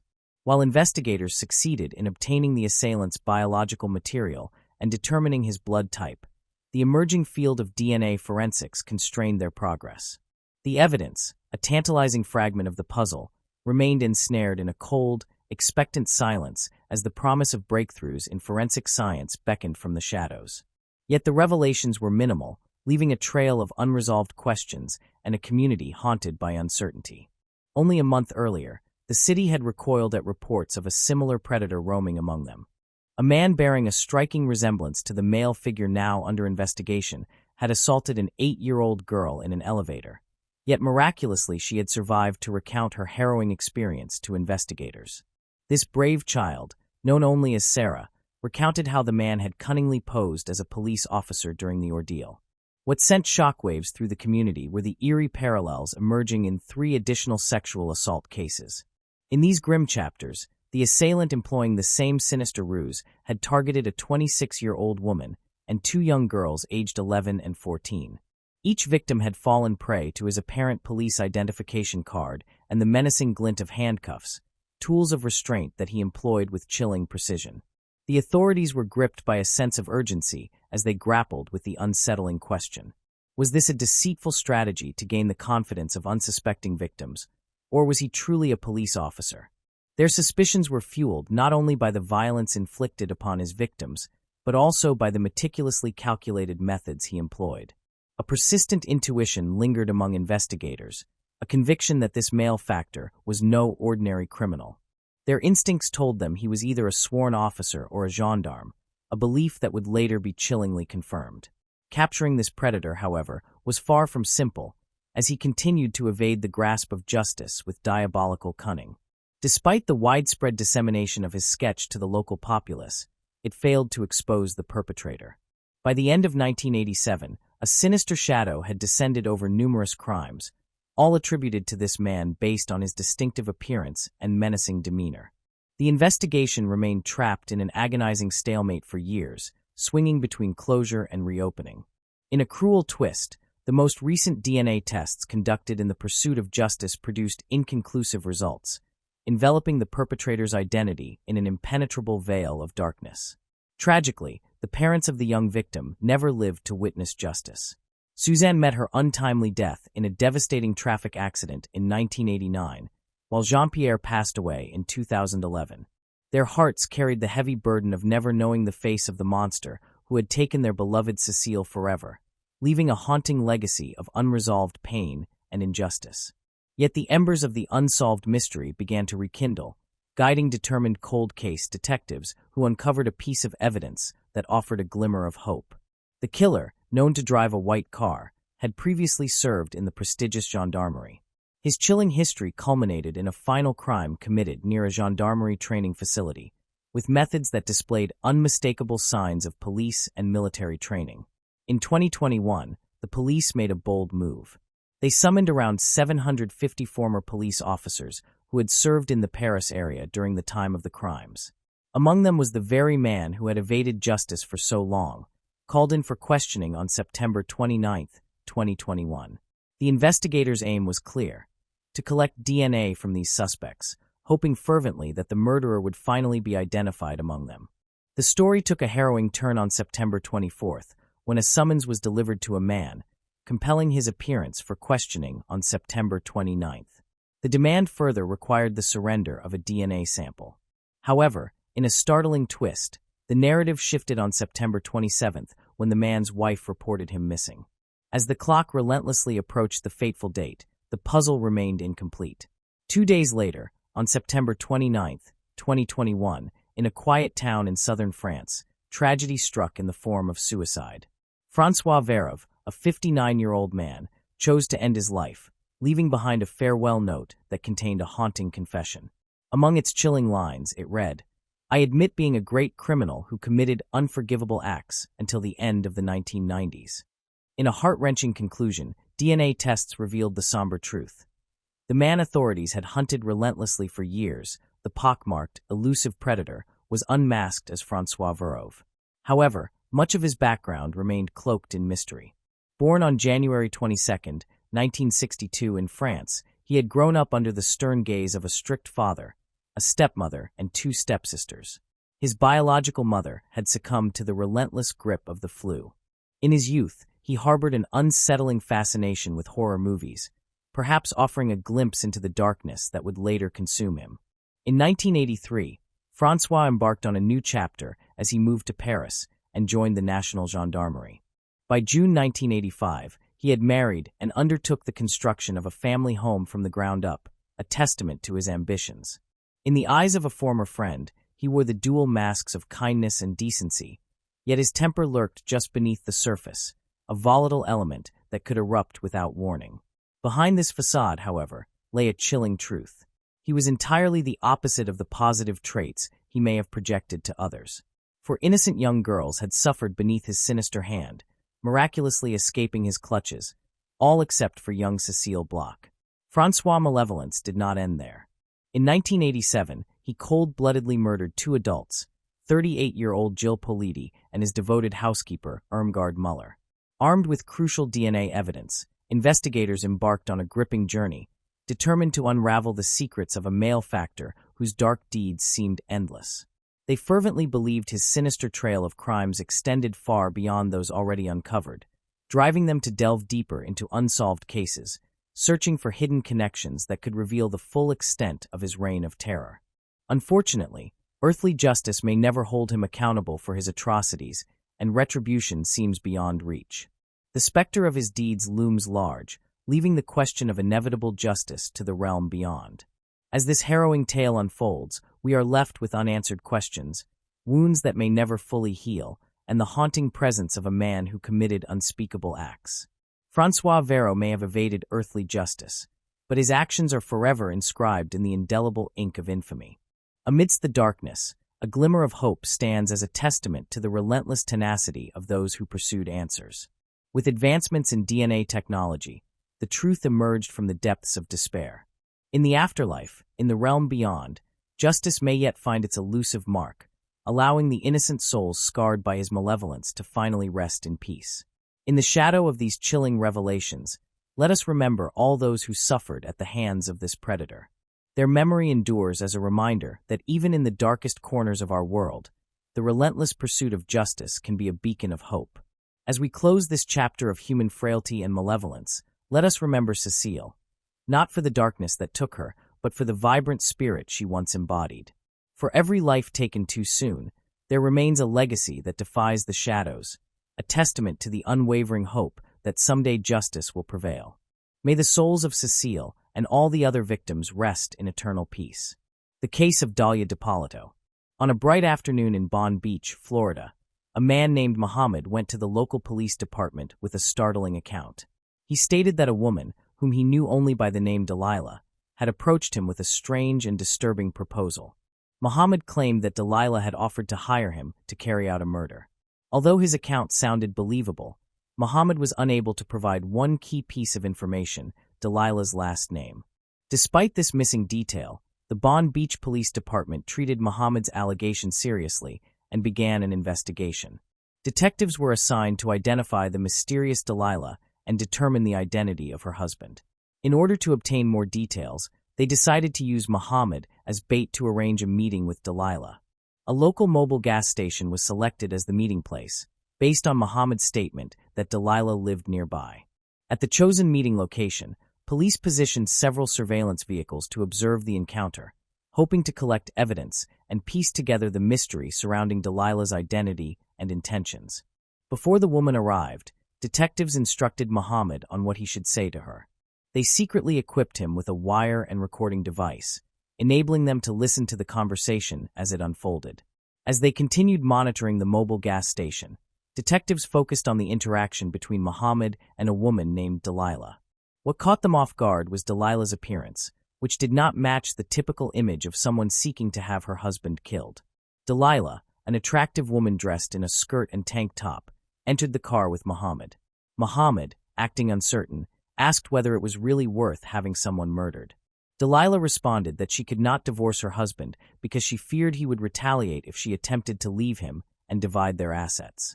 She told Muhammad that after her husband's murder, she planned to establish an alibi by going to another location, such as Boca Raton. Muhammad then asked her whether anyone would suspect her involvement in her husband's death, and she confidently replied that no one would accuse her. The detectives were shocked by the woman's casual manner as she spoke about hiring someone to kill her husband. As they continued listening, they were disturbed by her nonchalant attitude, which made it seem as though she was discussing an ordinary business transaction rather than arranging a murder. At one point, she even showed Muhammad photographs of her husband, further demonstrating her cold disregard for human life. During the conversation, the woman made a remarkable admission to Muhammad, revealing that she intended to pay a hitman to kill her husband. This confession marked a critical breakthrough for the detectives, as it confirmed her involvement in soliciting a murder. However, the detectives knew that to strengthen their case, additional evidence was necessary. The woman told Muhammad that she would withdraw $1,000 in cash and give it to the hitman later. After discussing the plan with Muhammad, the woman left the mobile gas station and drove home. Detectives followed her in order to obtain information about her residence. A records check showed that the address belonged to Dalia Doe, not Delilah as they had originally believed. Armed with this new information, detectives conducted a background check on the vehicle Dalia had used to meet Muhammad at the gas station. This led them to the registered owner's name, which was her husband, Mike Doe. To their friends, Mike and Dalia appeared to be a loving and happy couple. The two had met when Mike was browsing the internet at work, searching for something to occupy himself when he was feeling bored. Mike came across a website offering escort services and decided to hire one. That choice would have a major impact on his life. When the escort arrived, Mike was immediately captivated by her physical beauty. He thought she was exceptionally attractive, and he felt an undeniable connection between them. As they spent more time together, they quickly formed a strong bond. Effortlessly engaging in friendly conversation over the following days, Mike and Dalia's friendship developed into a romantic relationship after they spent a weekend together. They quickly recognized that their feelings for each other extended beyond friendship, and as a result, they became a committed couple. A few months into their relationship, they came across an engagement ring store, prompting a discussion about marriage, a topic they had previously considered. Mike was drawn to the idea of spending his life with Dalia and decided to purchase a ring, symbolizing his commitment to their future together. Despite the rapid pace of their relationship, Mike was genuinely happy and in love. Prior to meeting Dalia, Mike had a troubled past. In 2001, he was sentenced to 2 years in prison in Broward County, Florida, for grand theft, fraud, and false telephone sales. At the time, Mike was struggling with drug addiction and a desperate need for money, which he later admitted did not excuse his actions. He served his 2-year sentence and was given 28 years of probation. The court imposed this lengthy probation period to allow him time to repay the substantial debt he owed. However, upon returning home, Mike was uncertain how he would fulfill this obligation. Determined to settle his debt, he found employment as a cook at a local restaurant, earning $350 per week, which was insufficient to significantly reduce the large sum he owed. Seeking to improve his financial situation and potentially secure an early release from probation, Mike looked for a better-paying job. A friend offered him an office position near his home, allowing him to transition from cooking to email marketing. As Mike and Dahlia's relationship progressed, he eventually confided in her about his probation and the restrictions it imposed. Mike explained that he needed permission to leave the state while on probation. Dahlia, who had a strong desire to travel, expressed her wish to explore the world with Mike. To assist him in becoming debt-free, Dahlia offered to provide $91,000 if he paid the remaining balance, enabling them to clear the debt and begin the life she envisioned. Dahlia, a successful real estate agent, was financially stable and able to help Mike pay off his debt and restore his standing.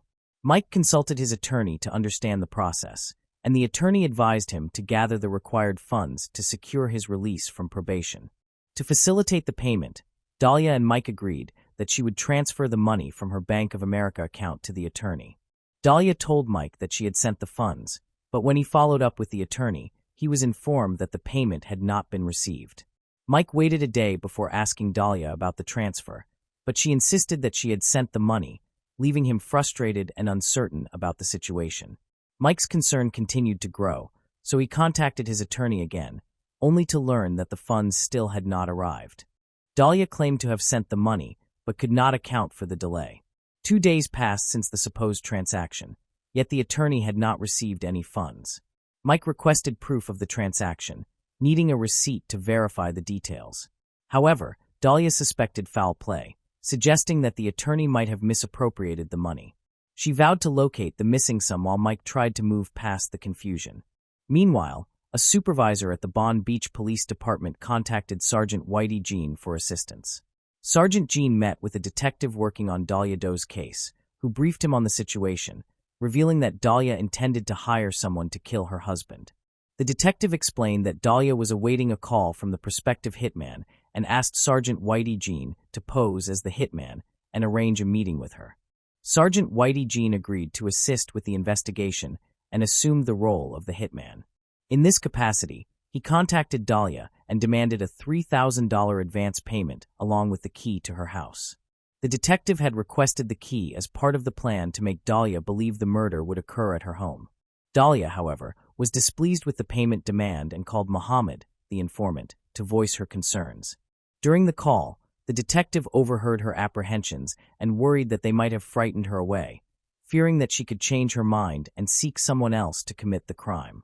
On August 3, 2009, Dahlia met Sergeant Whitey Jean, posing as a hitman, in a CVS parking lot.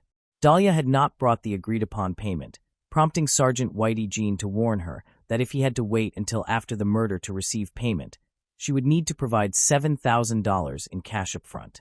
He explained to Dahlia that he would stage the break-in and murder of her husband, Mike, on Wednesday morning, taking advantage of recent robberies in the area.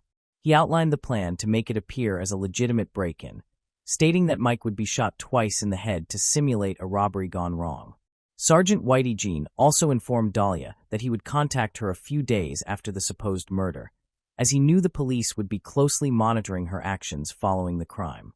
He emphasized that this delay was necessary to avoid arousing suspicion and to maintain the operation's secrecy. During their discussion, he gave her multiple chances to withdraw from the murder-for-hire plot. Despite this, Dahlia expressed unwavering determination, claiming she was 5,000% certain about her decision to have her husband killed. She provided Sergeant Whitey Jean with critical details, revealing that Mike followed a predictable morning routine, walking the dog at a specific time and leaving the house unlocked. This information was essential for the success of the plan. Dahlia also told the sergeant that she intended to create an alibi by going to the gym during the murder, ensuring she would be absent from the house when the crime occurred. The sergeant instructed Dahlia to arrive at the gym by 6 a.m. and informed her that he would enter her home at 6:30 a.m. After speaking with Dahlia, Sergeant Whitey Jean was struck by her extraordinary ruthlessness. Having encountered few individuals with such a level of cold calculation in his line of work, he planned to create a fake crime scene at Dahlia and Mike's home to observe her reaction on the day of the supposed hit. To execute this, they needed to know Dahlia's exact whereabouts. At 5:30 a.m., Dahlia told Mike she was going to the gym, which surprised him because she had never left that early before. However, he did not think much of it and continued with his morning routine. The detective monitored Dahlia to ensure she arrived at the gym and went inside, confirming that the plan could proceed. Before setting up the simulated crime scene, the detective needed to inform Mike Doe about the situation. About 30 minutes after Dahlia left for the gym, loud banging noises were heard at Mike and Dahlia's house, prompting Mike to rush to the door. When he opened it, he was astonished to see several police officers standing there. Confused and concerned, Mike asked them what was happening. The detective informed Mike that his wife, Dahlia, had attempted to hire a hitman to kill him, but the hitman was actually an undercover police officer. The entire scenario had been orchestrated to resemble a murder-for-hire plot. Mike was stunned when the police revealed that his wife had tried to arrange for someone to kill him. The detectives took him to the police station, leaving his home staged as a crime scene with fake police tape and flashing lights. They then called Dahlia, stating that they needed to question her about an incident involving her husband. When she arrived at her house, she found it surrounded by police vehicles and crime scene tape. The detective told her that her husband had been murdered, causing her to break down in apparent distress. However, the detective noticed that Dahlia's reaction seemed unusual, as she did not shed any real tears. He began questioning her about possible suspects, attempting to elicit a confession that she had hired the hitman. Dahlia claimed that her marriage was fine and suggested that Mike's probation issues and a prior stock fraud conviction might have led to his murder. Unbeknownst to her, Mike was observing from another room. The detective then revealed that they knew the truth and introduced Sergeant Whitey Jean, whom Dahlia claimed she did not know. Dahlia was arrested for solicitation of murder, with the detective disclosing that the hitman was an undercover officer. Mike was given the opportunity to confront Dahlia, but she refused to admit her guilt.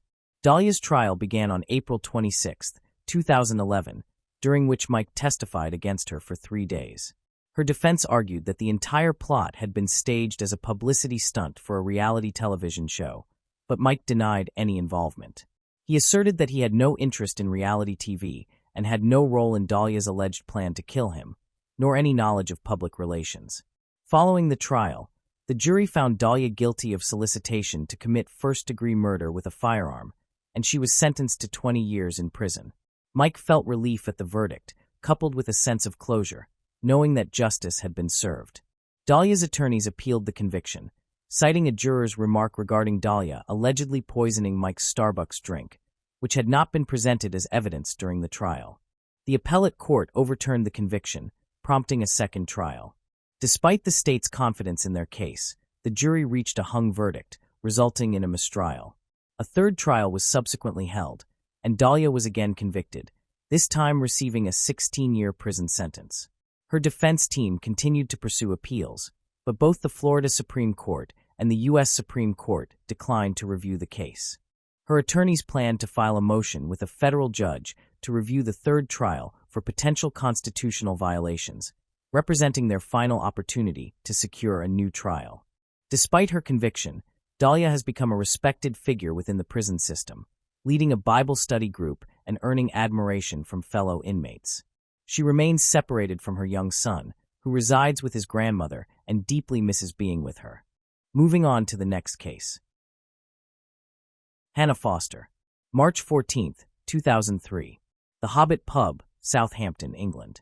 On that evening, everyone present at this pub was relaxing. Among them was a girl named Hannah Foster and her friend. Both of them were enjoying themselves greatly there, and when they felt it was getting late, both friends left the pub by 10:50 p.m. Now, since it was quite late at night, Hannah Foster's friend caught a bus from a road called Portswood and went home. On the other hand, Hannah began walking home because her house was only 800 meters away, approximately 0.5 miles. 3 people lived in Hannah's house: her father Trevor Foster, her mother Hilary Foster, and her younger sister Sarah.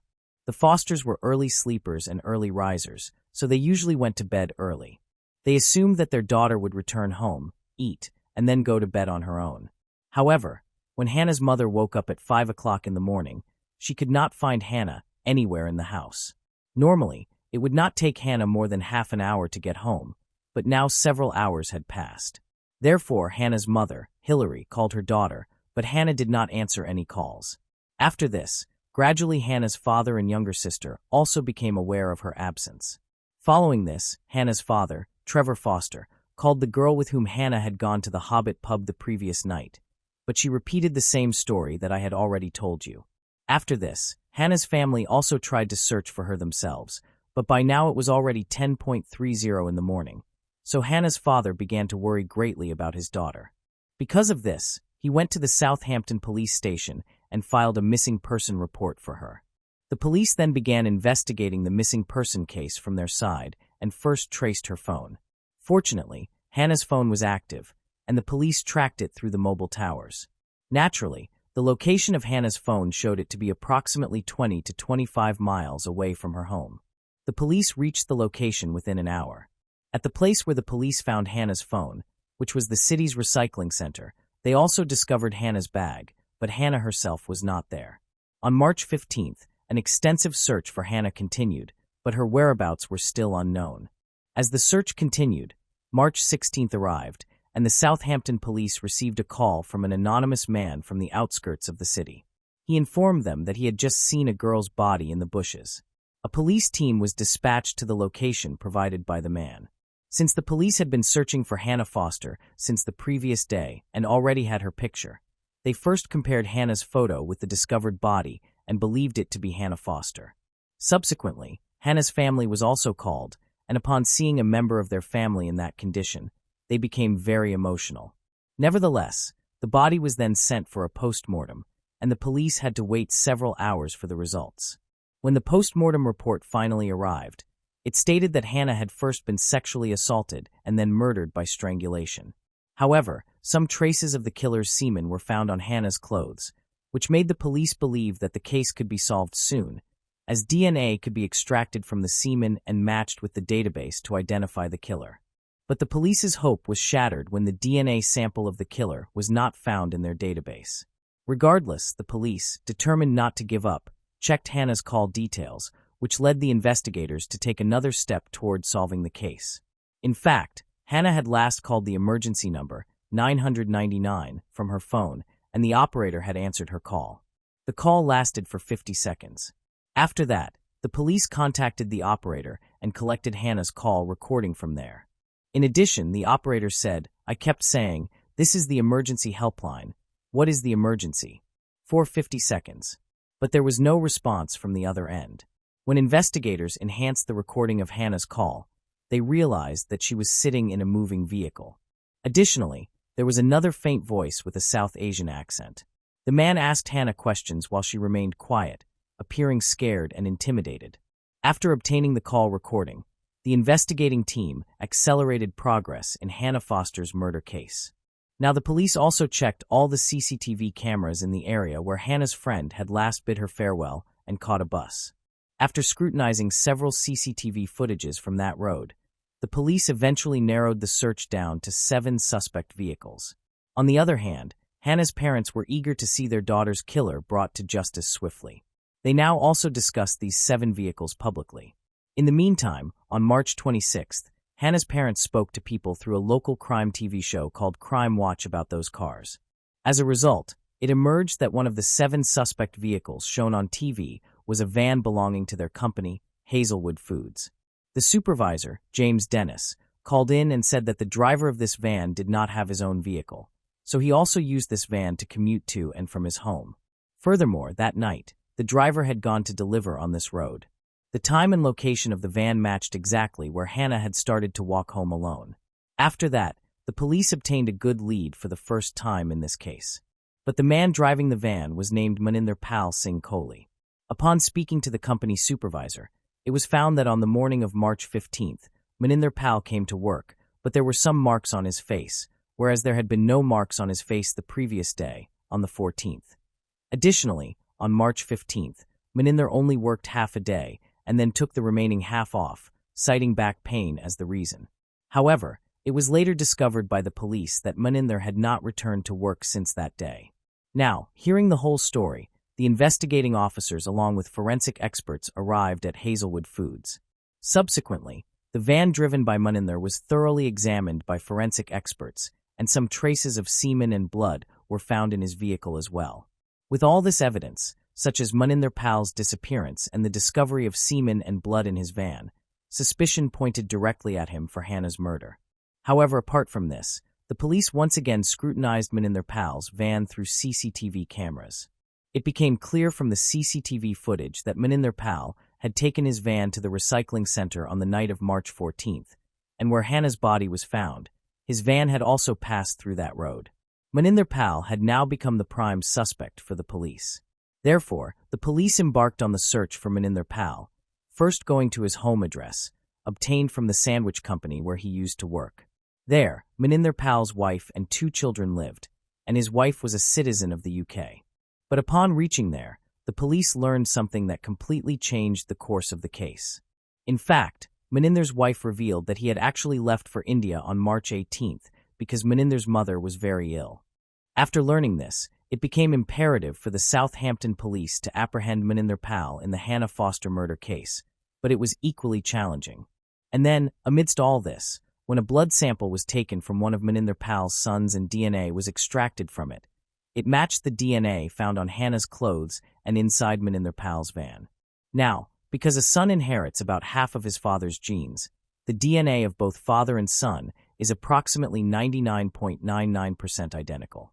It had already been confirmed that Meninder Pal was indeed the real culprit. After that, the police from England contacted India through the government. Now, since Meninder Pal's ancestral home was in the city of Chandigarh in India, assistance was sought from the police there. Subsequently, the Chandigarh police obtained the address of Meninder's house and reached the location. There, the police found out that Meninder Pal had come to meet his mother a few days ago, but after staying there for 3 to 4 days, he left. Since then, he had not contacted his home. The police also learned another piece of information from Meninder Pal's family at home. When he was in England, he used to wear a turban and keep a beard. But when he came to India, he got a clean shave and also had his hair cut. Until now, Hannah's parents had also discovered their daughter's killer, and they were waiting for him to be caught. But the Chandigarh police were not giving this case much priority. By this time, the news of this case had not even appeared in the Indian media, so ordinary people did not know much about it. As time passed slowly, there was little progress in the investigation. A considerable amount of time had passed, so Hannah's parents took it upon themselves to catch the killer. Then, about 15 months after their daughter's death, on July 10, 2004, they came to India. At this time, they were only in India for 10 days. After that, they went straight to Chandigarh and spoke to the local media there, appealing to catch their daughter's killer, Meninder Pal. Apart from this, Hannah's parents had separate pictures of Meninder. In one photo, he had a beard and a turban, while in another, he had shaved his beard and cut his hair. It was easy to identify Meninder through these pictures. After this, Hannah's parents waited for a few days. But then they decided to go to Delhi because there were national and international media offices there. After this step by Hannah's parents, the news of their daughter's murder spread throughout India within 24 hours. The headline of every newspaper and news channel became Foster and Meninder Pal. Here, Hannah's parents also arranged a free hotline so that anyone who knew about the murderer could call this number. The Southampton police also announced through a news agency called The Sun that they would give 5 million Indian rupees to anyone who provided information about Meninder Pal. By now, this news had spread like wildfire throughout India. Then, on July 15, 2004, a car driver residing in the city of Darjeeling, in the state of West Bengal, India, called a retired police officer whom he knew. This police officer had already retired. The driver called the officer and told him that there was a man who had been living there for a few months, and his appearance resembled that of Hannah Foster's killer, as shown in the news. He started appearing there shortly after Hannah's murder. Upon hearing the driver's words, the retired officer immediately set out to see this man. The officer remembered Meninder Pal's face because they had been following this case through the news channels. Afterwards, When the driver showed the police officer the man, the officer was quite surprised.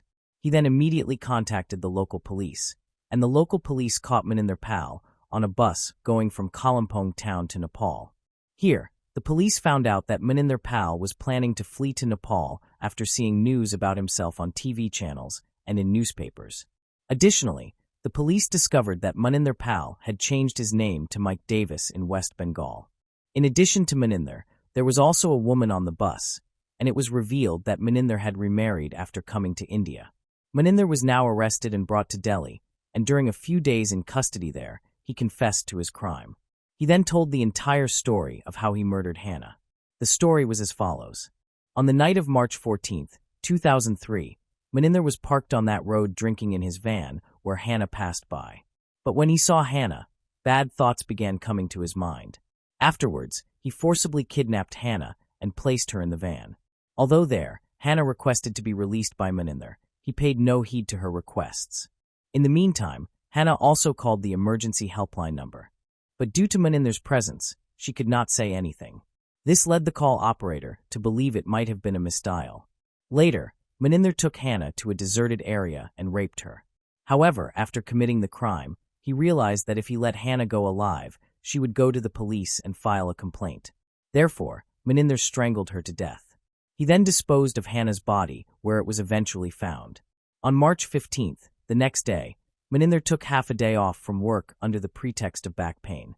But he had Hannah's mobile phone and handbag with him, so he dumped them in a recycling bin at the city recycling center. Afterwards, he went to one of his friends and asked for some money on loan because he claimed he had to go to India to meet his sick mother. However, his friend did not have as much money as Maninder needed. Then Maninder returned home and told his British wife that his mother was sick in India and he needed to go there and required some money. Understanding Maninder's need, his wife spoke to her father, and on March 17th, Maninder's father-in-law lent him some money. The very next day, Maninder caught a flight to India. However, the excuse of his mother being sick was just a pretext. In reality, Maninder had come to India to escape from the English police. Upon arriving in India, Maninder went to Chandigarh, his ancestral home, and met his mother. But here, he completely changed his appearance. After changing his appearance, Maninder went to Darjeeling. After some time, he changed his name and married another woman there, where he started living thereafter. Now, because neither anyone in India knew about Hannah Foster's murder nor about Maninder Pal, he was not caught for 15 months. But when Hannah's parents came to India, only then was Maninder apprehended. After that, Maninder was brought to Delhi, and on July 28, 2004, he gave an interview to a news channel. He confessed to his crime on TV, but during the confession, Maninder denied parts of the incident and said, "That night I had drunk a lot. I did not want to kill Hannah, but when I met her, Hannah started threatening to complain to the police. Although I threatened her a lot, she did not agree, which led me to kill her." However, in August 2004, Maninder Pal changed his statement. He said, "I did not do all this willingly, but it was done to me forcibly." After this statement, Maninder was placed under judicial custody in Delhi, and then the process of extradition to Britain began. This process took about 3 years, but finally, on June 8, 2007, the court granted permission for Maninder Pal to be sent to England. Once in England, Hampshire police arrested Maninder. Then a blood sample was taken from him, and it matched 100% with the DNA found on Hannah's clothes and the semen obtained from the van. After that, from December 10, 2007, the trial began in the Winchester Crown Court. Here, Maninder pleaded not guilty to all the charges against him. Maninder said that night, some criminals broke the window of the van and threw Hannah's body inside the van. Now, because they were drunk, those criminals forced me to assault Hannah, and they may even have forced me to kill her.